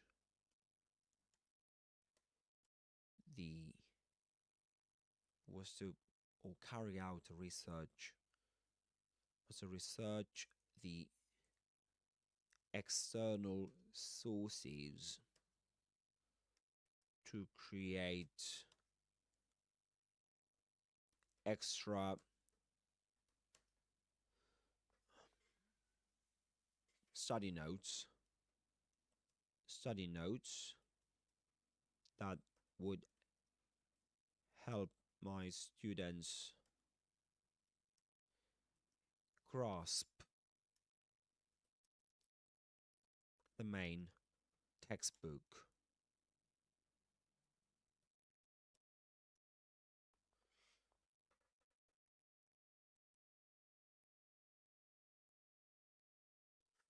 Okay. All right, complication. I mentioned that one already. Action taken, that what I did. Yeah, I researched the external sources, the book referenced, use that research to contextualize the material for students. This let you explain the background of the text, not just its content. Okay. Given the situation, what I did to help my students, or what I did to offer help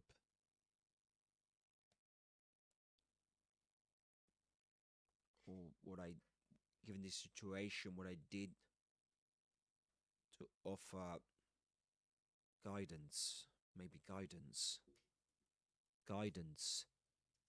to my students was to research the external sources to create extra study notes that okay that would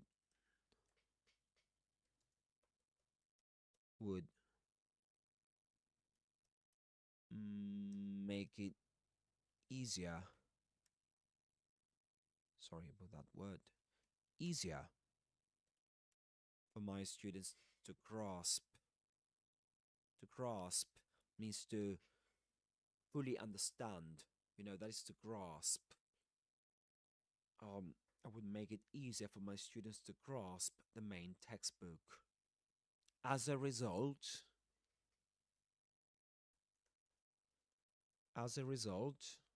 that's a very good connector, a cause and consequence connector. Okay, what is this? What is this? I've just got an email.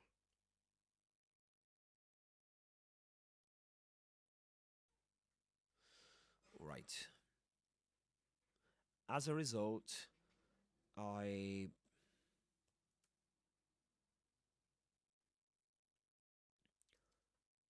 was able to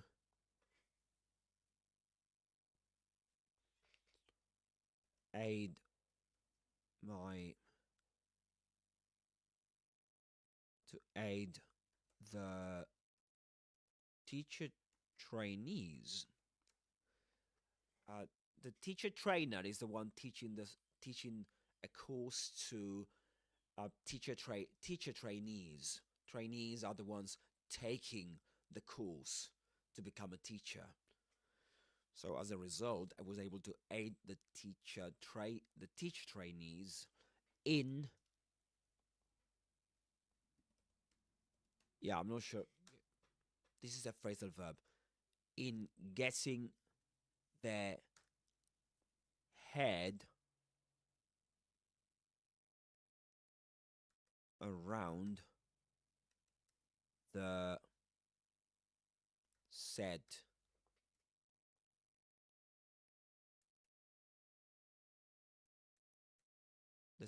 book, the said book.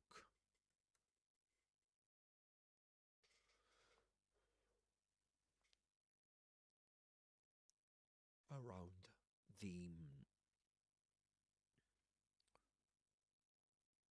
complex book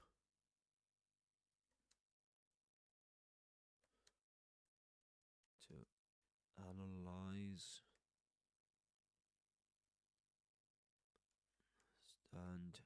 and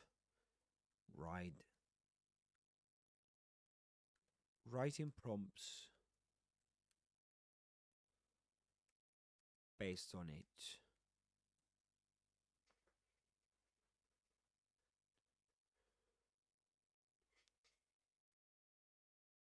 Oh gosh. I'm not having fun doing this. Oh gosh. I'm really tired. Oh. Oh yeah, ah this is what being a teacher is all about. And at the same time, this is something that many people will have to do, taking these exams, taking these kind of exams, the CEFR, yeah, that's the one, an exam based on this framework.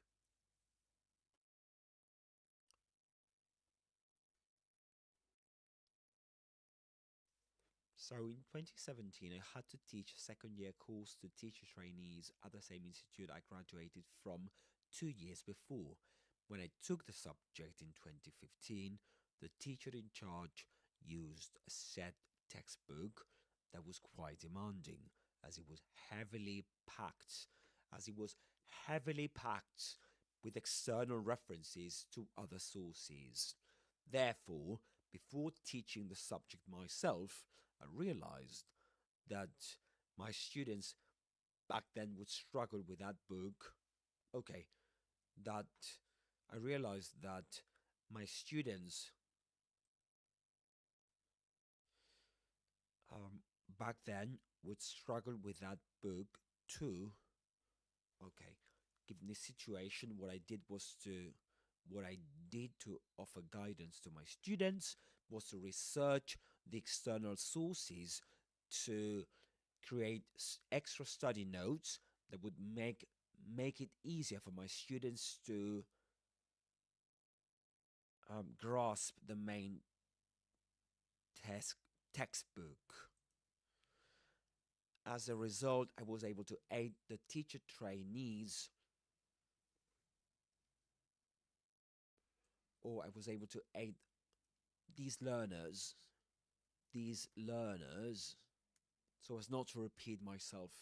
As a result, I was able to aid these learners in getting their head around the complex book they had to analyze, understand, and write or respond to writing prompts. Okay. And respond to writing prompts based on it.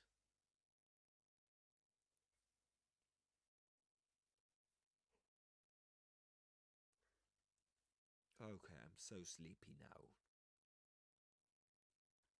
I'm not sure if I will be able to take this test today, guys.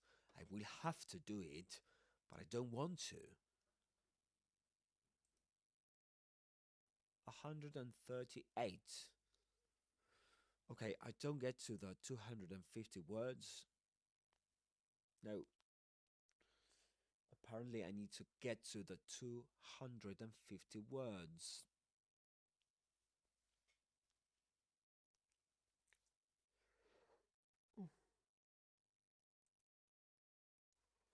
Oh gosh. I should take. I should have a cup of coffee, but coffee doesn't agree with me. You know, guys? Oh no, it doesn't. Oh gosh. Okay, okay, okay.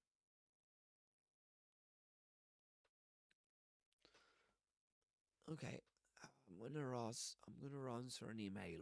This is something to bring up with your employer. I am here for technical support around the test itself. Okay. All right. No worries, no worries. That's all right. I can do it myself. Okay. Let me ask Claude if this is good.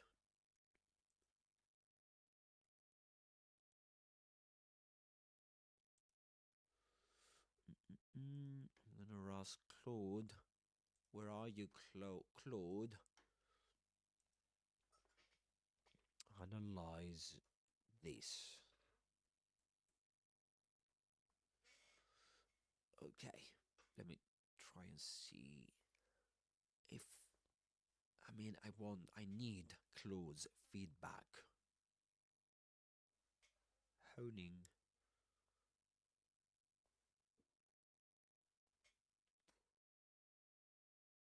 Strong draft, noticeably more sophisticated than your first attempt, and it fixes several of the earlier weaknesses. Concrete detail, varied structure, professional register.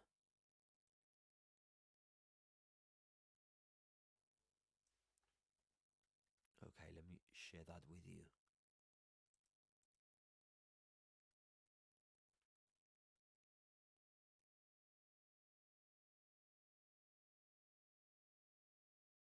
Okay. Strong draft. Here's the breakdown. Here's the breakdown. Yeah, there we go. Here's the breakdown. Clef sentence control. What I did to offer guidance to my students was to research the external sources. This is a genuinely C1, C2 structure, and you use it accurately and naturally, not just as a formulaic phrase. Yeah, I mean, yeah, I thought that was something good.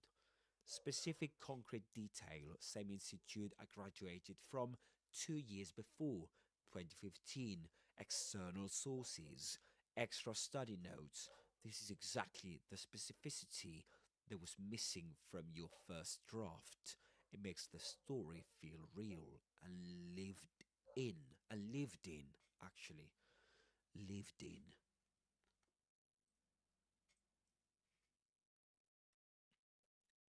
I'm gonna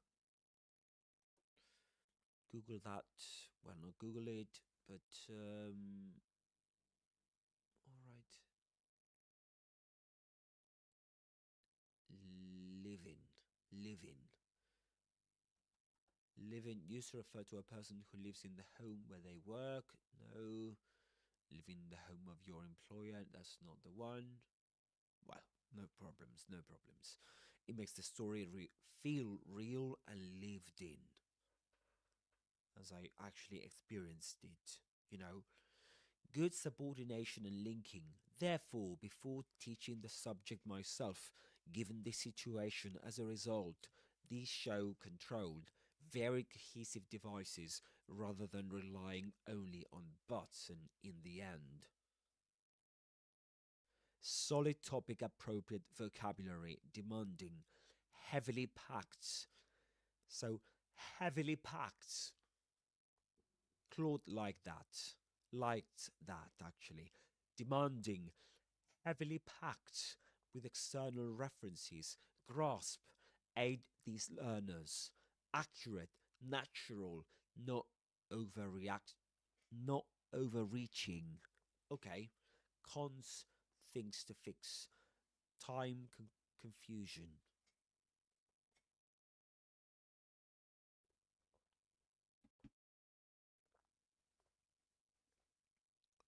I realized that my students back then would struggle with that book too. Back then logically refers to 2015, when you were a student. But the students you're talking about are the ones you taught in 2017. This creates a genuine ambiguity. A reader has to stop and work out who's back then. This is. Okay, fix drop back then entirely. I realized that my own students would likely struggle with it too. Okay, the final sentence overloads its grammar. Aid these learners in getting their head around the complex book they had to analyze, understand, and respond to writing prompts based on it. Their head should be their heads. Oh, yeah, true. Plural agreement with learners. Yeah, makes sense. More importantly, the verb list, analyze, understand, and respond to doesn't parallel cleanly. You can analyze and understand the book, but you can't respond to the book in the same way. Yeah, the object secretly shifts to writing prompts. Okay. This is the kind of small structural tangle that examiners flag as reduced control at the sentence level. Even though the vocabulary is strong, for example, aid these learners in getting their heads around a complex book, and they were required to analyze and respond to in writing. Okay. No reflection, lesson learned, closing. You cut the text off right at the result. Given your target. Sorry, give me 1 second. Oh,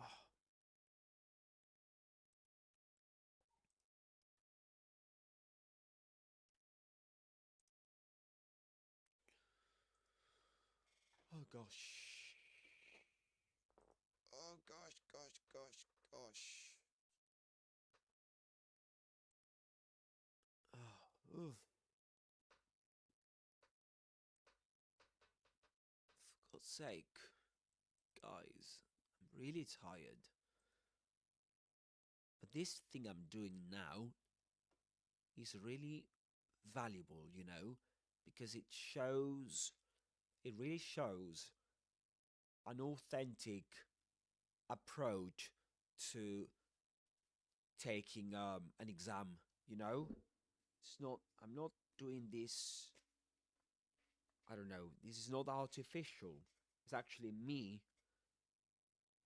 getting ready for the exam.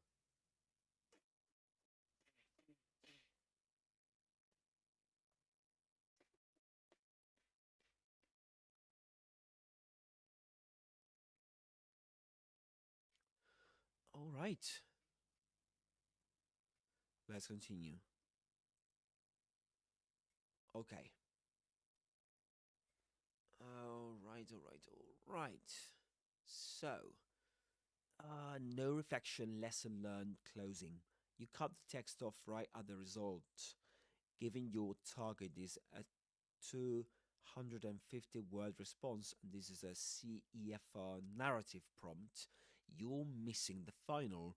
What this taught me, be that examiners expect and that you correctly identified as important in the previous text we analyzed. Right now, it ends on action result with no insight drawn from it. Okay, yeah, I forgot to. Mm, okay, word count. This draft is roughly 155 to 160 words, you'll need another 90, 100 words, which is a good excuse to add one sentence of reflection, lesson. This is also, this also gives you a natural place to use more sophisticated vocabulary. Possibly one more concrete detail in the complication stage. What specifically made the sources hard to track down, or how long it took you.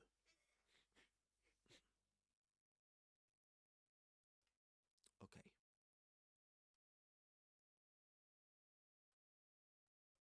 Going back to the text, now it's time to correct it. It is time to make it look better. You know? Okay. All right. I'm beginning to feel a bit sleepy now. Oh, this is one big problem when it comes to, well, uh, doing these kind of things, because I've been doing this for more than 2 hours now, and I'm a bit tired, to be honest with you.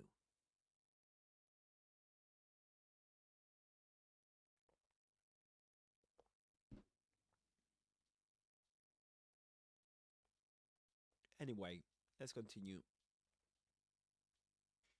In 2017, I had to teach a second year course to teach trainees at the same institute I graduated from 2 years before. When I took the subject in 2015, the teacher in charge used a set textbook that was quite demanding as it was heavily packed. Yeah, heavily, heavily, heavily packed. Heavily packed with external references to other sources. Therefore, before teaching the subject myself, I realized that my students, well, there's no ambiguity actually. According to Claude, there's an ambiguity when I say I realized that my students back then would struggle with that book. Well, actually, not really, because back then, in it wasn't in 2015. Now that I come to think about it, maybe it was in 20. I mean, when I took the subject, it was in maybe 2012, 2013, rather. Yeah, maybe it was in 2013. Uh, Therefore, before teaching the subject myself, I realized that my students back then would struggle with that book too.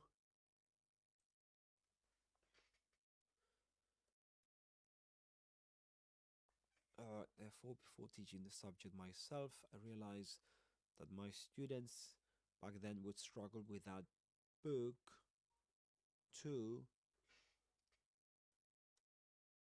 as much as I did when I took the subject.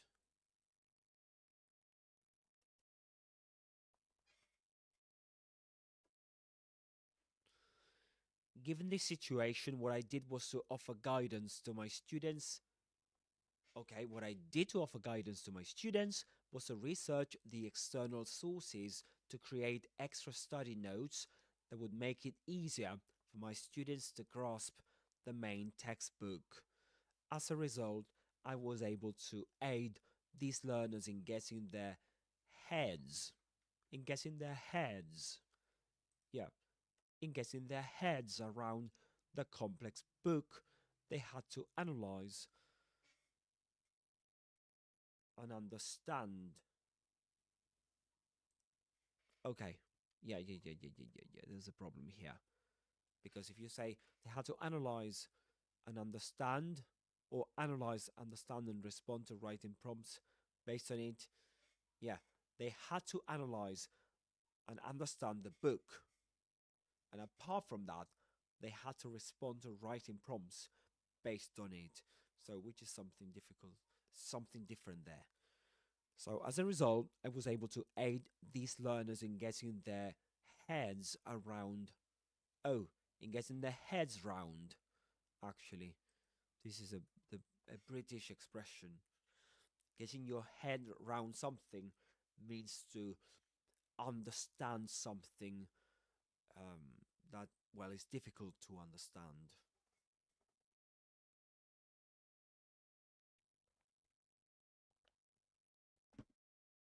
Okay. Oh gosh.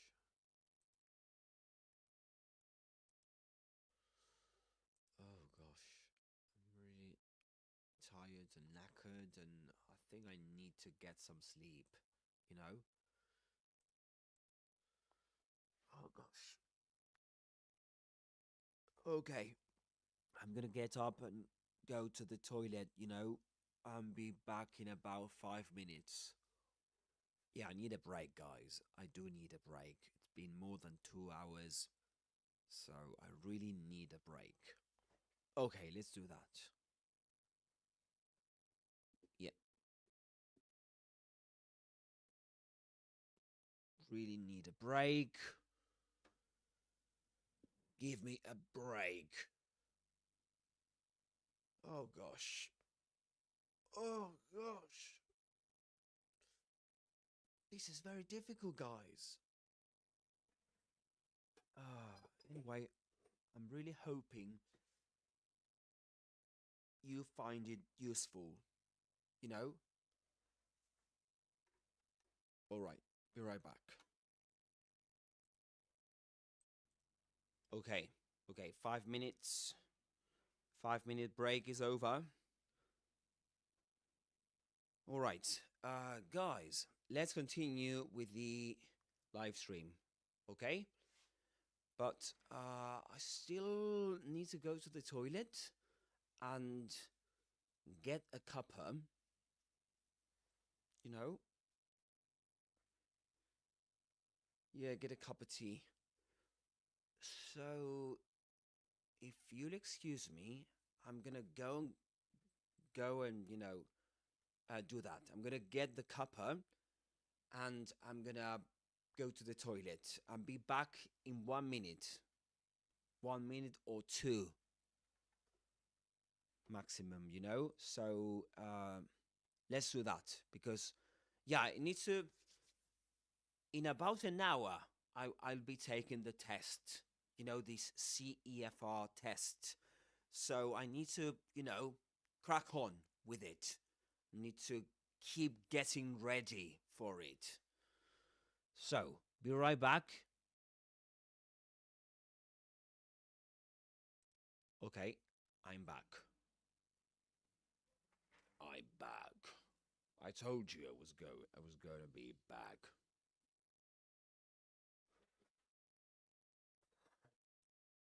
I'll be back. Anyway, I'm gonna get comfy. Oh, I'm a bit cold, tired.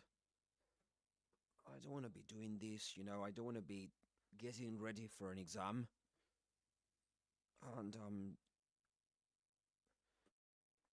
And if that weren't enough, getting ready for an exam, I'm doing it live on my channels. On Twitch, on YouTube, on TikTok, and where else? On Instagram as well. Yeah, because, you know, this is me. I like challenges. And this is Alex's Adventures in English. So it's an adventure, let's put it like that. It's a kind of adventure. And I just wanted to share it with you guys.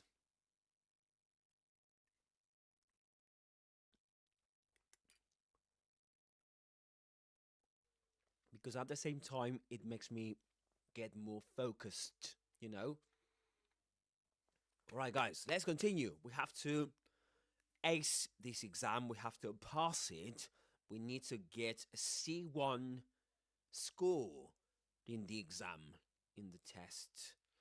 So that's not going to be an easy job, is it? So let's go back to it. In 2017, I had to teach a second year course to teacher trainees at the same institute. This is the answer to the writing prompt. Describe a time when you overcame a challenge. In 2017, I had to teach a second year course to teacher trainees at the same institute I graduated from 2 years before. When I took the subject in 2013, the teacher in charge used a set textbook that was quite demanding, as it was heavily packed with external references to other sources. Let me say that word again. Heavily, heavily. Can you say it? Heavily, heavily. So heavily packed with external sources, I was about to say. External references to other sources. Therefore, before teaching the subject myself, I realized that my students back then would struggle with that book too, as much as I did when I took the subject.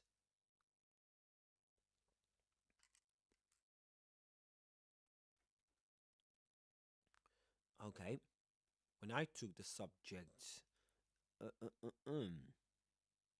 Therefore, before teaching the subject myself, I realized that my students back then would struggle with that book too, as much as I did when I took the subject. Given this situation, what I did to offer guidance to my students, or to offer uh, to offer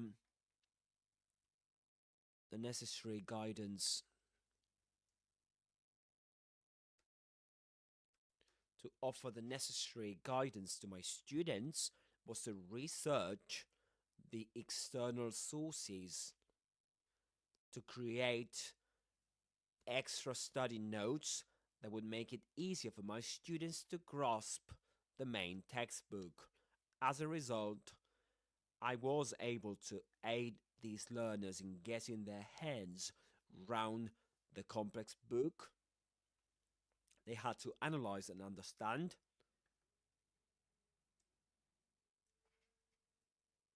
And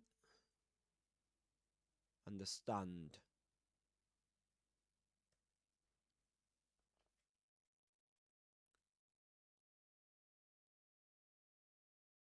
To understand.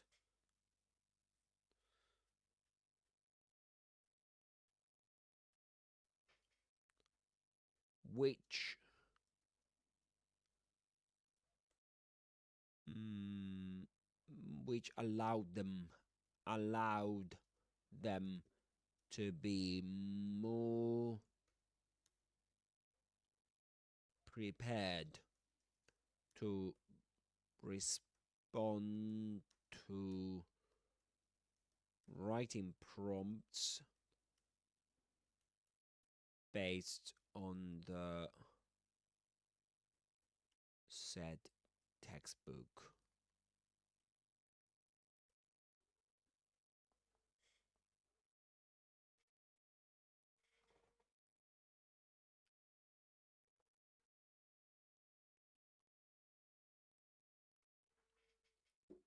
All right. Which allowed them to be more prepared to respond to writing prompts based on the said textbook, or based on this book.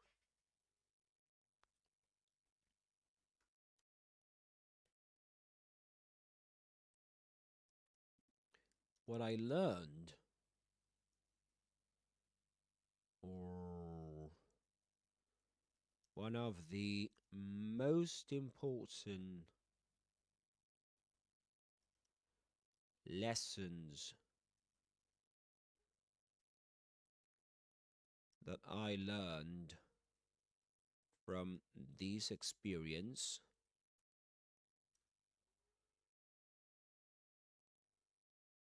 is that context comes before content.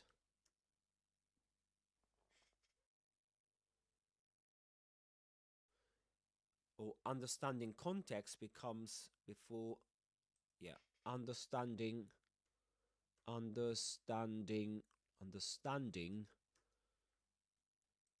let me see if I, yeah, good.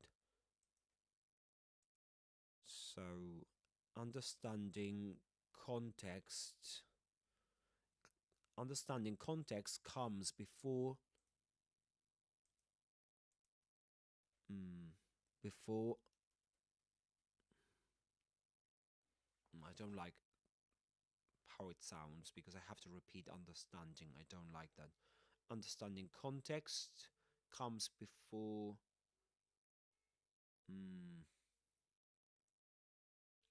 let me rewrite this. One of the most important lessons that I learned from this experience is that when it comes to understanding context, okay, that when it comes to understanding content, context comes first. So, content, when it comes to understanding content, context comes first.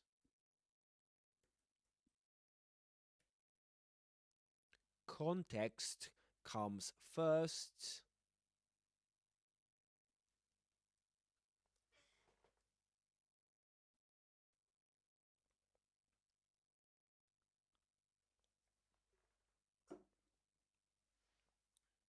Okay, maybe instead of one of the most important lessons that I learned from this experience is maybe I could mention two things I learned from it. Maybe something like two maybe two I'm gonna change important for valuable to valuable, or maybe invaluable, which it makes it, well, invaluable is not the opposite of valuable, but it's more valuable actually. Two invaluable lessons that I learned from this experience, and we need to, this would be the subject, right? So we need to, if we're talking about two things, we can't use is, we need to use are, right? We need to make the subject agree with a verb in terms of number, right? Singular, singular, plural, plural, plural. So in this case, are. Two invaluable lessons that I learned from this experience are that when it comes to understanding content comes first, and that, here comes the other lesson, and that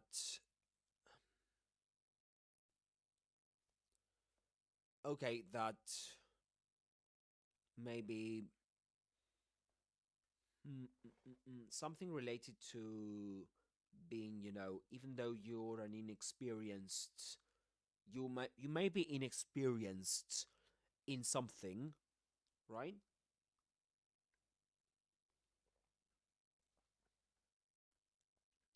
Maybe research and method beat Inexperience? I don't like the sound of that. And that. Oh, maybe we can use the word compensate. Compensate. It's more formal, you know. Compensate something compensates for something else. Yeah.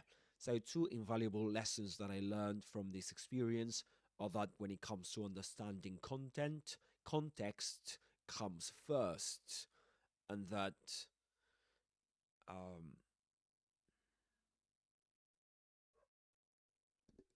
or maybe rather than understanding, because it's a word that I've used before, it could be when it comes to making sense of content, context comes first, and that inexperience or a lack of experience can be compensated, or that maybe or that research and method can compensate sorry compensate for a lack of experience.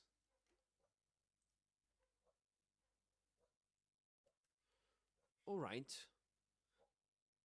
all right, now let me copy this, copy and paste it in a conversation I'm having with Claude, the AI, the AI, right? The AI. There we go. The AI chat box. I know you might say, "Oh, he's looking for help from what?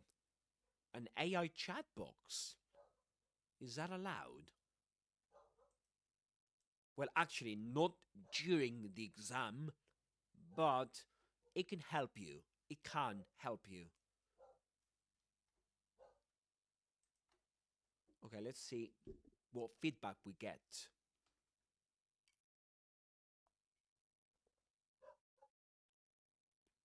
This is a well executed revision. Okay, let me just copy this and paste it in the Google Doc.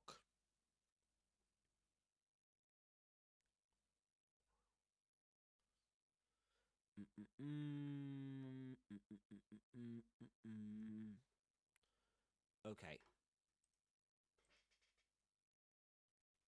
let's see what it says, and let's see if it can gives us some valuable, well, some valuable insights. Fixes. This is a well executed revision.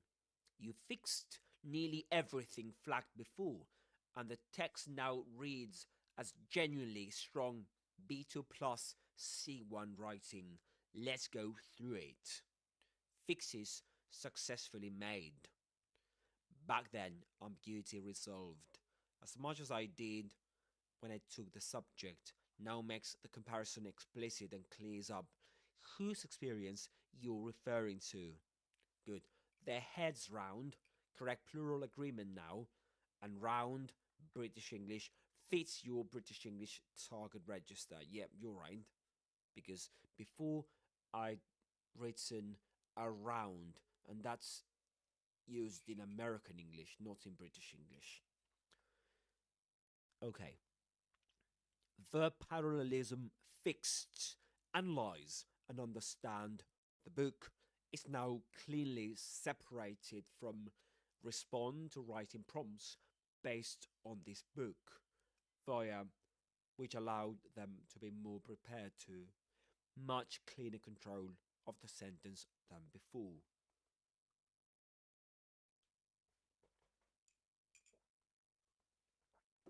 Yeah, I'm a bit hungry, guys. You know, I've got some slice, some bread slices or slices of bread at hand. So I'm gonna eat some.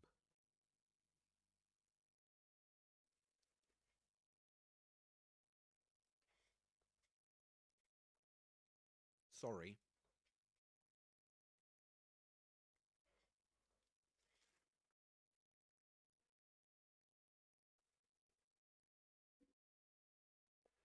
I'm a bit hungry. Reflection added.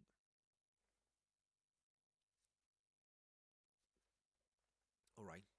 So reflection added. Two invaluable lessons that I learned gives the closing insight that was missing. I'm picking two distinct, well articulated lessons. Context comes first. Research and method can compensate for experience. Is stronger than a vague list of three abstract nouns. Word count, this is now close to 250 words, appropriately scaled. One new issue to flag. Timeline inconsistency. You changed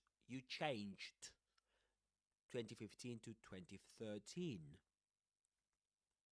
In this version, when I took the subject in 2013 at the same institute, I graduated from oh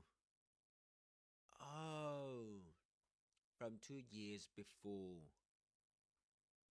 Oh, if you graduated 2 years before 2017, that's 2015. But you say you took the subject in 2013. That's a 4 year gap between taking the course and graduating, which doesn't logically match 2 years before.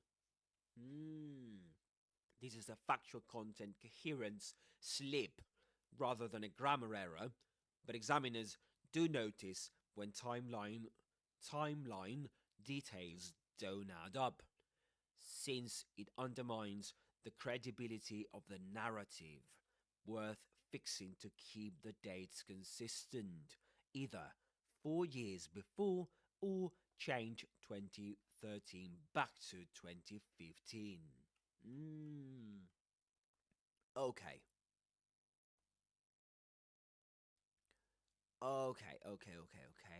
In 2017, I had to teach a second year course to teacher trainees at the same institute I graduated from 2 years before. When I took the subject in 2013, the teacher in charge used the set. Yeah, but I think that the problem here is that in 2017, I had to teach a second year course to teacher trainees at the same institute I graduated from 2 years before. The thing is that I graduated from the career, actually, from, not from that subject. That was just one subject in the course. Yeah, I graduated from the course. Let's put it that way.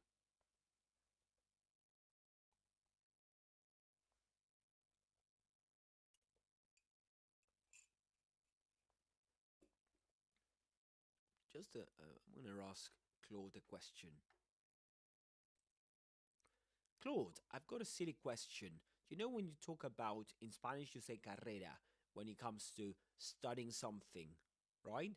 Like, for example, a course, like a teacher training course. So, career would be used here too, or not? As a synonym of course, a 4 year teacher training course. Because in Spanish, people use carrera when it comes to this.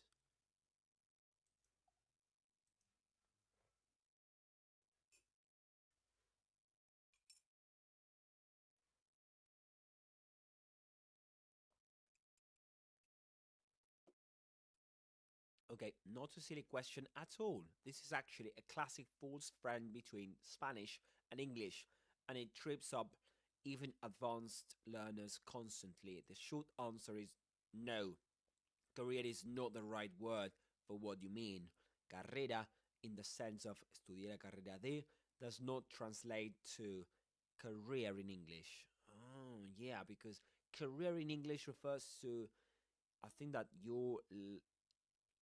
it's got to do with your life. With your, yeah, I think it's got to do with that. Why in English career refers to your long-term professional path, that one, or trajectory over your working life. She had a 30-year career in law. I'm thinking about a career change. It refers to the sequence of jobs, work, not the period of study itself. Yeah. Course of study. That's I like that one. Degree. If it's a university level qualification, you can talk about a 4-year teacher training degree. Program in the UK with double M at the end and an E. Program, British English program, PROGRAM. American English, a 4-year teacher training program. Okay, you can talk about a program too. Qualification, more general, emphasizes the credential. Sorry, a 4-year teacher training qualification. All right, so your sentence should be at the same institute where I did a 4-year teacher training course. Okay.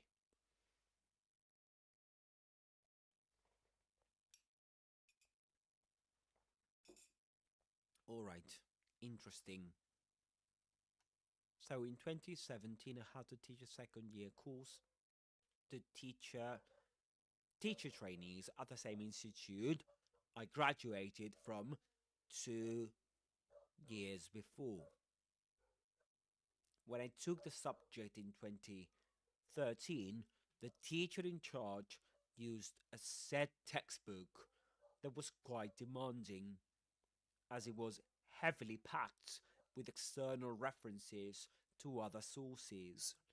Therefore, before teaching the subject myself, I realized that my students back then would struggle with that book too, as much as I did when I took the subject 4 years before. 4 years before, actually.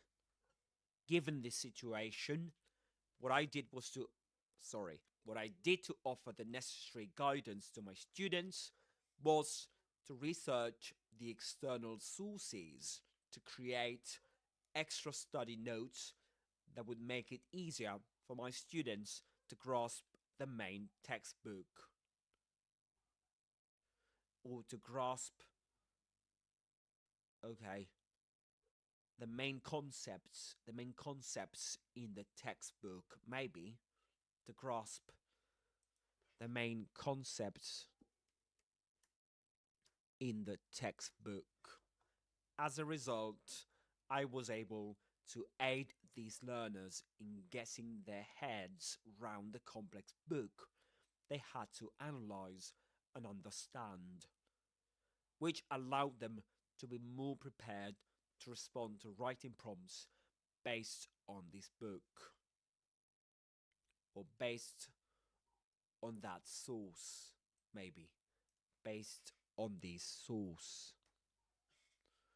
2 invaluable lessons that I learned from this experience are that when it comes to making sense of content, context comes first, and that research and method can compensate for a lack of experience. And this is the feedback that I got before.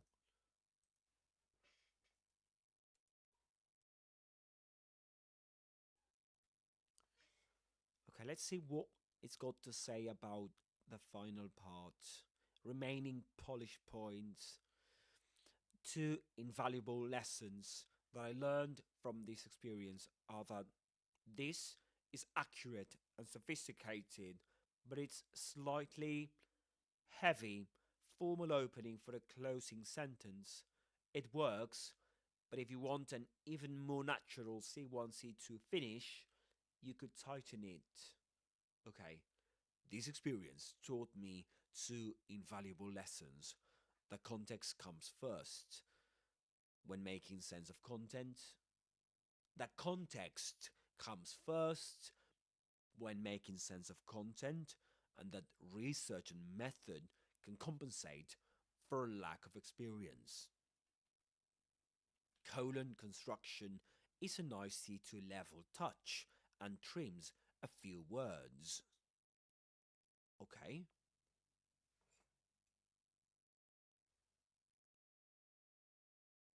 Mm.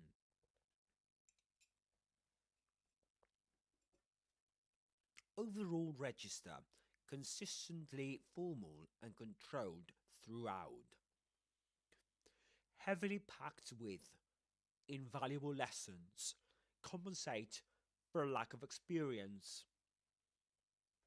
This is genuinely C1 level lexis used accurately, not just inserted for effect. Alright, apparently Claude did like my writing. Verdict: this draft is a clear step above the B2 plus label attached to the prompt. With the timeline fixed, this reads a solid C1 with a clef sentence, the two-part reflection, and the accurate subordination all working in its favour. Fix the 2013 2 years before math, and this is essentially exam ready. Okay, I'm gonna do this. Mm-mm-mm-mm. I'm gonna explain something to you, Claude. You mentioned before that I actually made a kind of, well, mistake when it comes to um, the time reference to 2013 and 2 years before, right? But actually, I think that what you got wrong is that in 2017, I had to teach this course, this second year course, right? I had to teach it. I had, and at the same time, back in 2013, I was a student taking this course, and I struggled with the textbook at the time. And uh, another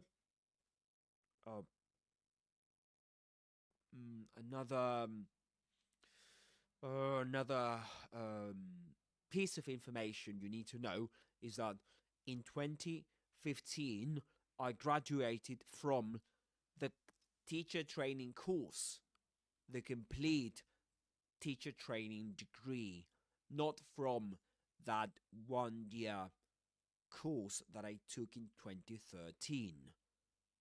So how can I fix this, or is it something that doesn't need fixing? All right, let me ask this to Claude.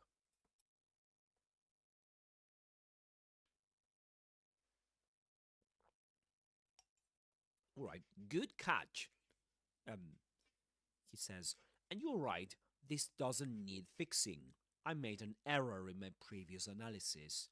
Let me retrace it with the 3 data points you just clarified.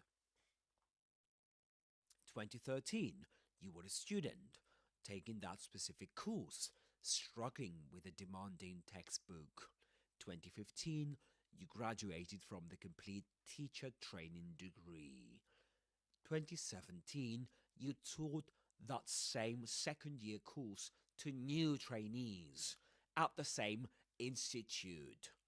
Your sentence says, at the same institute I graduated from 2 years before. 2 years before 2017 is 2015, which matches your graduation year exactly. That part was always correct. My mistake was assuming 2 years before was meant to relate to 2013 when you took the subject, but it was never meant to. Right, but it was never meant to. It correctly relates to your graduation 2015. Yeah, actually, so my reference to 2015 to 2013, right, wasn't meant to refer to. Anyway, yeah, this is getting a bit, confusing. Anyway, those are two different timestamps in your story, and both are internally consistent. There's no actual timeline error in your text. I flagged something that wasn't there. Good instinct to double check rather than just taking my correction at face value. The text stands as is on that point. Okay. Face value. To take something at face value. That's interesting, isn't it?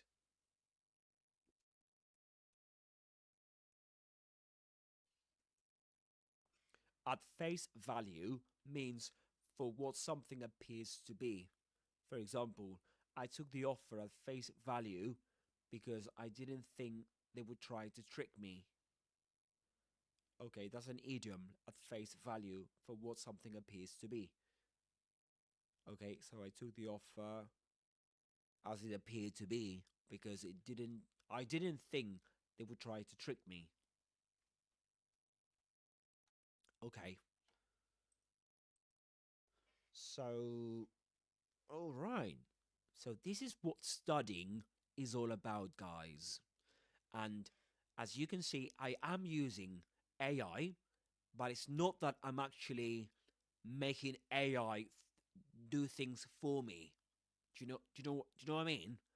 I'm actually doing things myself and asking AI for feedback, for some feedback, you know, and I don't trust everything the AI says either. You don't have to trust everything the AI tells you. You can, doubt their words. Okay. Okay, so two invaluable lessons that I learned from this experience are that when it comes to, all right, so the suggestion here for that final sentence was, this experience taught me two invaluable lessons. Oh, and the colon there. The context comes first when making sense of the context. Sorry, context comes first when making sense of content, and that research and method can compensate for a lack of experience.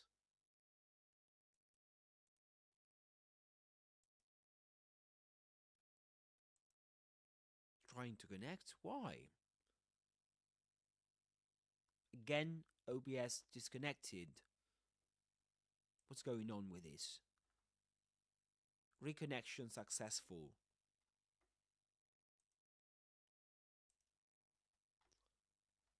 Okay.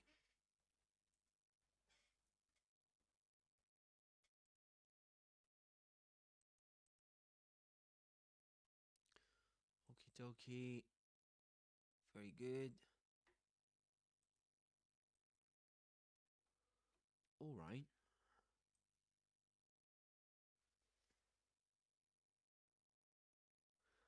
Okay, guys. So let me just do something for you. Oh yeah, yeah. Let's leave it there. Okay, let's continue because I haven't got enough time to continue. I haven't got much time left to continue because I have to sit for the exam in about, let's say, 45 minutes, you know. So this experience taught me two invaluable lessons. The context comes first when making sense of content, and that research and method can compensate for a lack of experience. Colon construction is a nice C2 level touch and trims a few words. Okay, fair enough.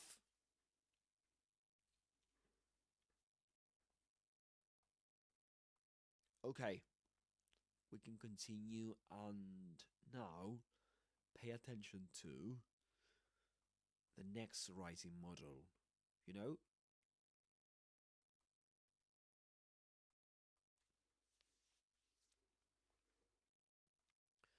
okay, I'm gonna get there someday. Just wait for it.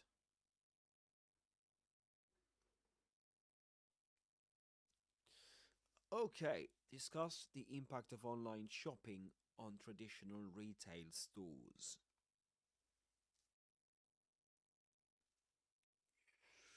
What about this one? Oh gosh, I need to go to the toilet now.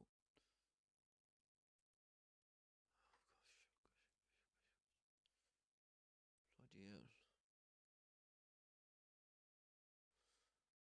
We have to go to the toilet.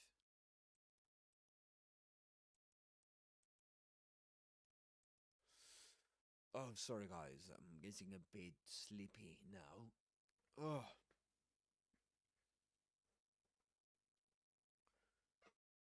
alright.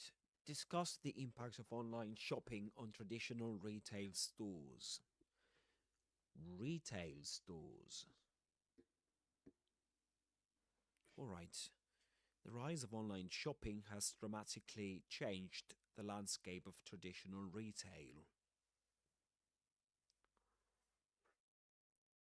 Okay. As more consumers turn to online platforms for convenience and variety, brick and mortar stores are struggling to keep up. Brick and mortar.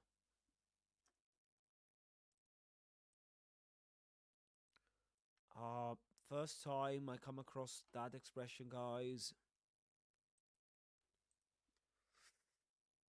Yeah, it's the first time I've come across that expression, brick and mortar. So I'm gonna go to the dictionary and look it up. Okay, this is what you do when you study for this kind of exam. Brick and mortar. Brick and mortar. Used to describe a traditional business that operates in a building when compared to one that operates over the internet. Okay, brick and mortar stores, brick and mortar retailers, online retailers. I'm reading some examples, guys, from the Cambridge Online Dictionary. Online retailers try to lure customers away from their brick and mortar competitors. Okay, interesting words. Lure somebody away from something. It's like you kind of tricking them to move away from something. All right, so when we talk about brick and mortar stores, it relates to, well, the first word that should come to mind is online shops, online retailers.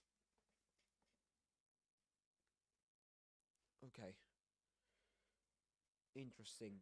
So that I'm gonna take that into account. Brick and mortar stores are struggling to keep up. Yeah, if you can't keep up, it's like you can't compete, right? So the rise of online shopping has dramatically changed, dramatically, good word to use here, has dramatically changed the landscape of traditional retail as more consumers turn to online platforms for convenience and variety. Oh, okay. Oh, I'm speaking too loud, you know? Oh gosh, my ears hurt. I'm gonna try and speak a bit, well, less loud.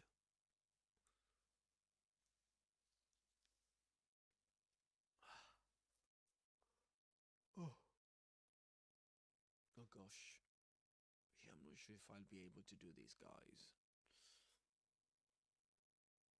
I should have studied more in, well, in previous days. The rise of online shopping has dramatically changed the landscape of traditional retail as more consumers turn to online platforms for convenience and variety. So we can turn to choose choose online platforms for convenience and variety. If you turn to something, it's like you're actually choosing something. You know, brick and mortar stores, that is to say, not online stores, not online stores, are struggling to keep up, are struggling to compete. Online shopping allows customers to compare prices, read reviews, and shop from the comfort of their homes. However, the shift has resulted in the decline of local businesses as they often cannot compete with the low prices and what else? An extensive selection available online. To survive, traditional stores must adapt by focusing on personalized service, creating a unique, oh gosh, oh, my ears hurt.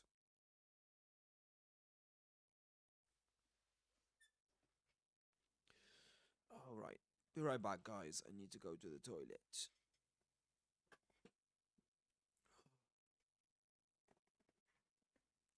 I need to wake up, you know?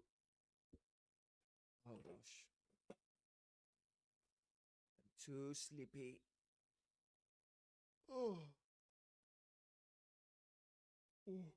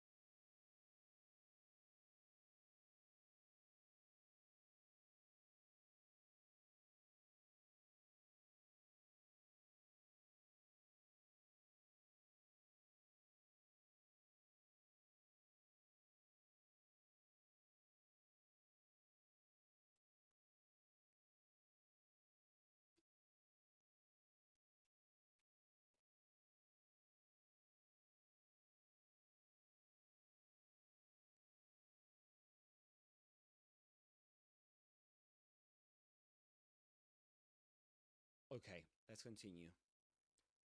Let's continue. Okay, I have to keep reading this, you know, and analyze it. Let's break down. Let's break it down. Let's break down the paragraph. Oh, sorry. Okay.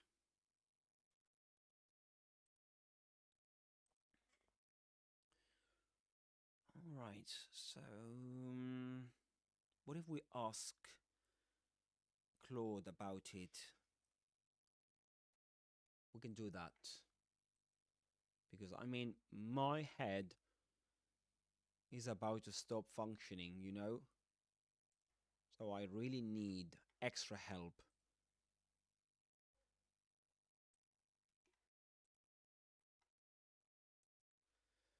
Please, this is the prompt I'm giving Claude.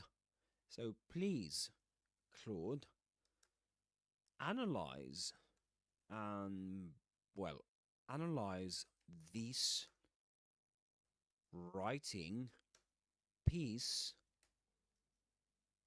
in relation to the writing prompt.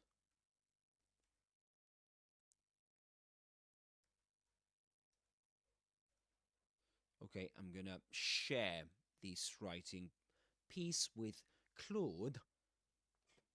Claude, you know, the AI chat. And let's see what it says to us.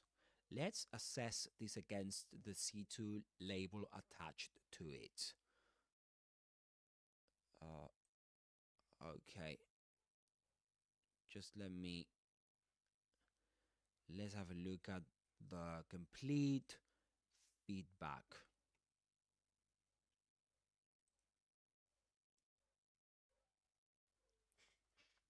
All right, let's read it and let's see if we agree with it.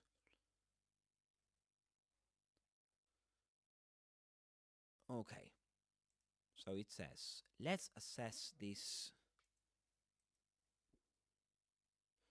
against the C2 label attached to it. And I'll be honest up front. This reads a solid B2 plus C1, not C2. Here's why. Okay, here's why. Let me say that again. Here's why. Here's why. What's working well?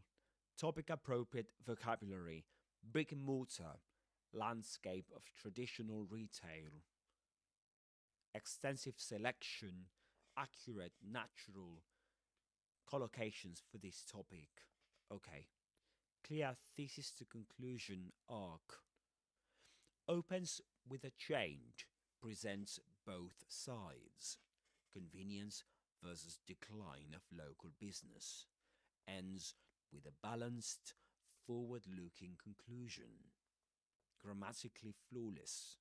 No errors anywhere. Okay, no errors anywhere. Complex structures, relative clauses, gerunds, while concession. Yeah, while to express concession. All handled, all handled correctly. Good, all handled correctly. Very good.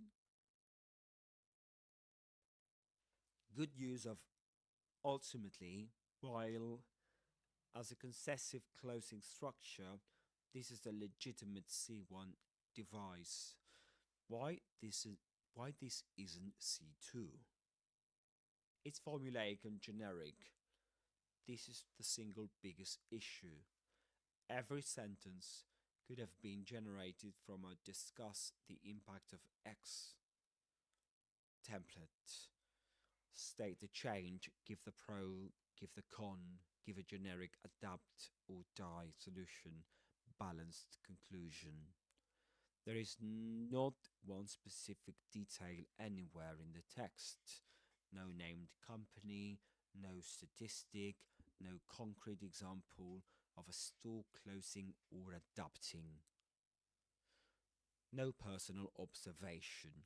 C2 writing is expected to demonstrate not just linguistic control, but precision of thoughts, an idea of development, or idea development rather.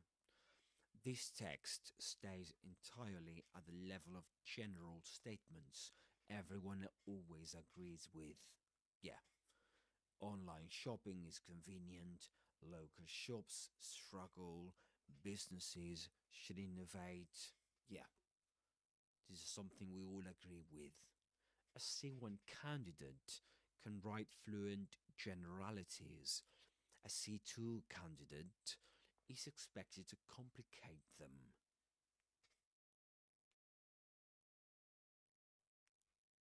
Oh gosh, this is too long. Oh,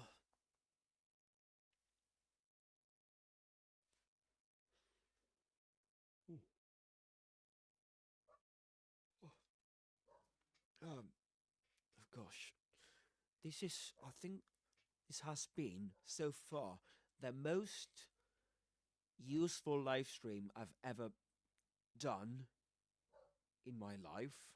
But at the same time, at the moment, for me, right, it's, oh gosh, it's killing me because, oh, me getting ready for an exam is, oh gosh, it's not something I enjoy that much.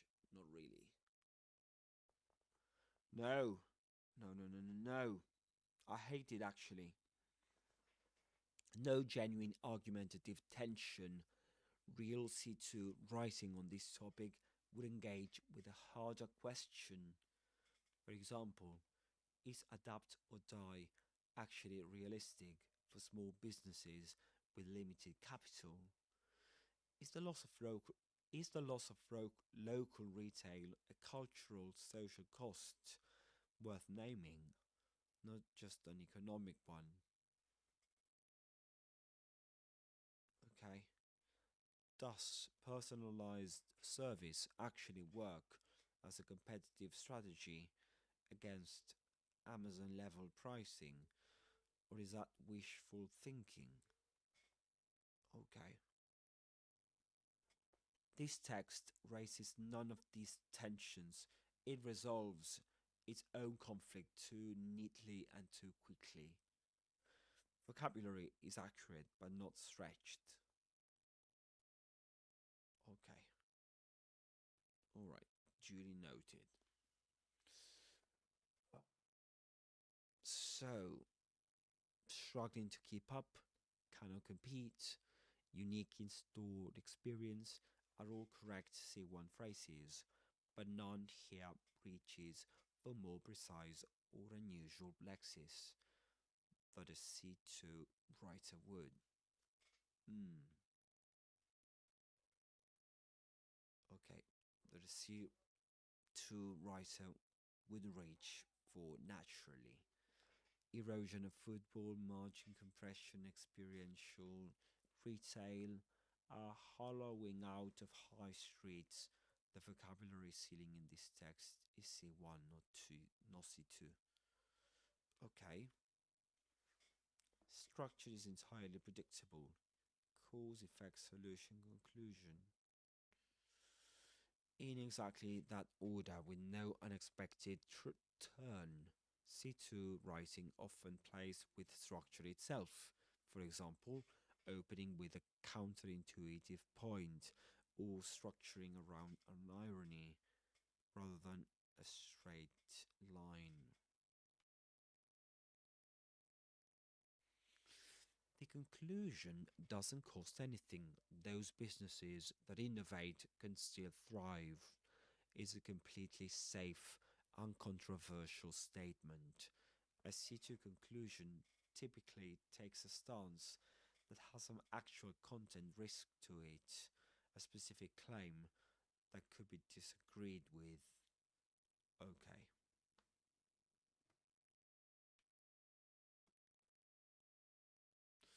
I will need some coffee, you know, because I'm sleeping. I'm falling asleep actually. I'm not sleeping at the moment. I'm falling asleep, which is worse for me. Oh gosh. Oh.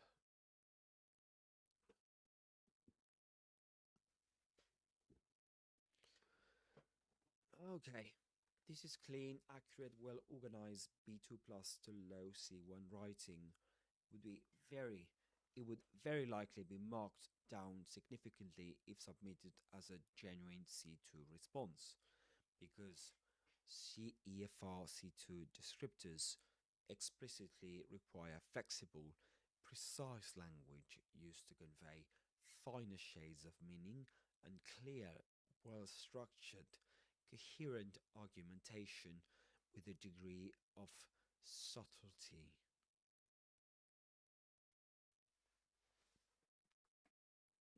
None of which this text attempts.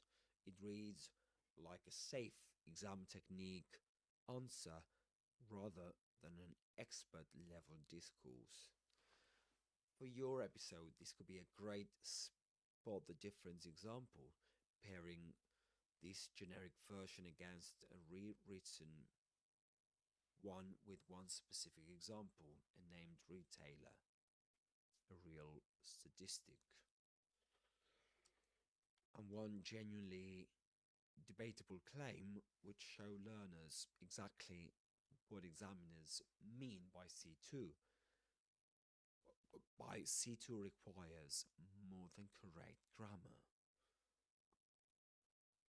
Okay. Yeah, I'm not sure how on earth I'm going to continue, guys. Sorry. What happened to me? I was supposed to continue studying live, but to be honest with you, I fell asleep. Yes, right here. Um, so, uh, yeah, I got too tired to continue, and I'm sorry. So, what I'm gonna do now, I'm gonna go and get something to eat, you know? And I know that I was supposed to take the exam in about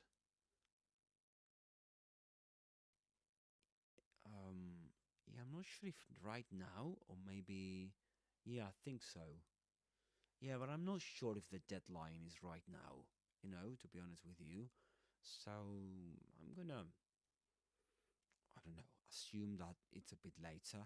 I'm still waiting for a reply from my employer. Well,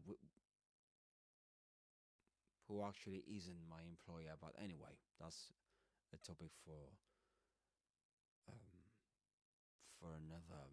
That's a discussion for another day, for another live stream. What I can tell you now is that I'm too tired to continue. I've been studying for I don't know hours on end.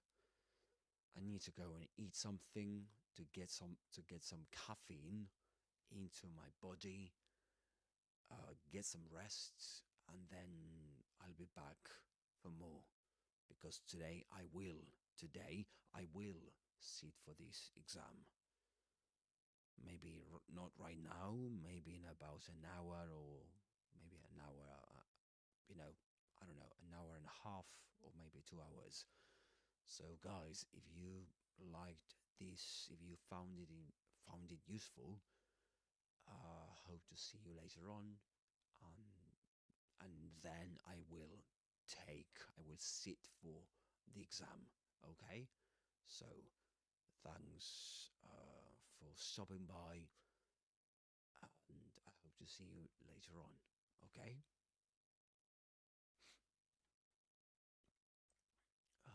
Just let me check something. Oh gosh.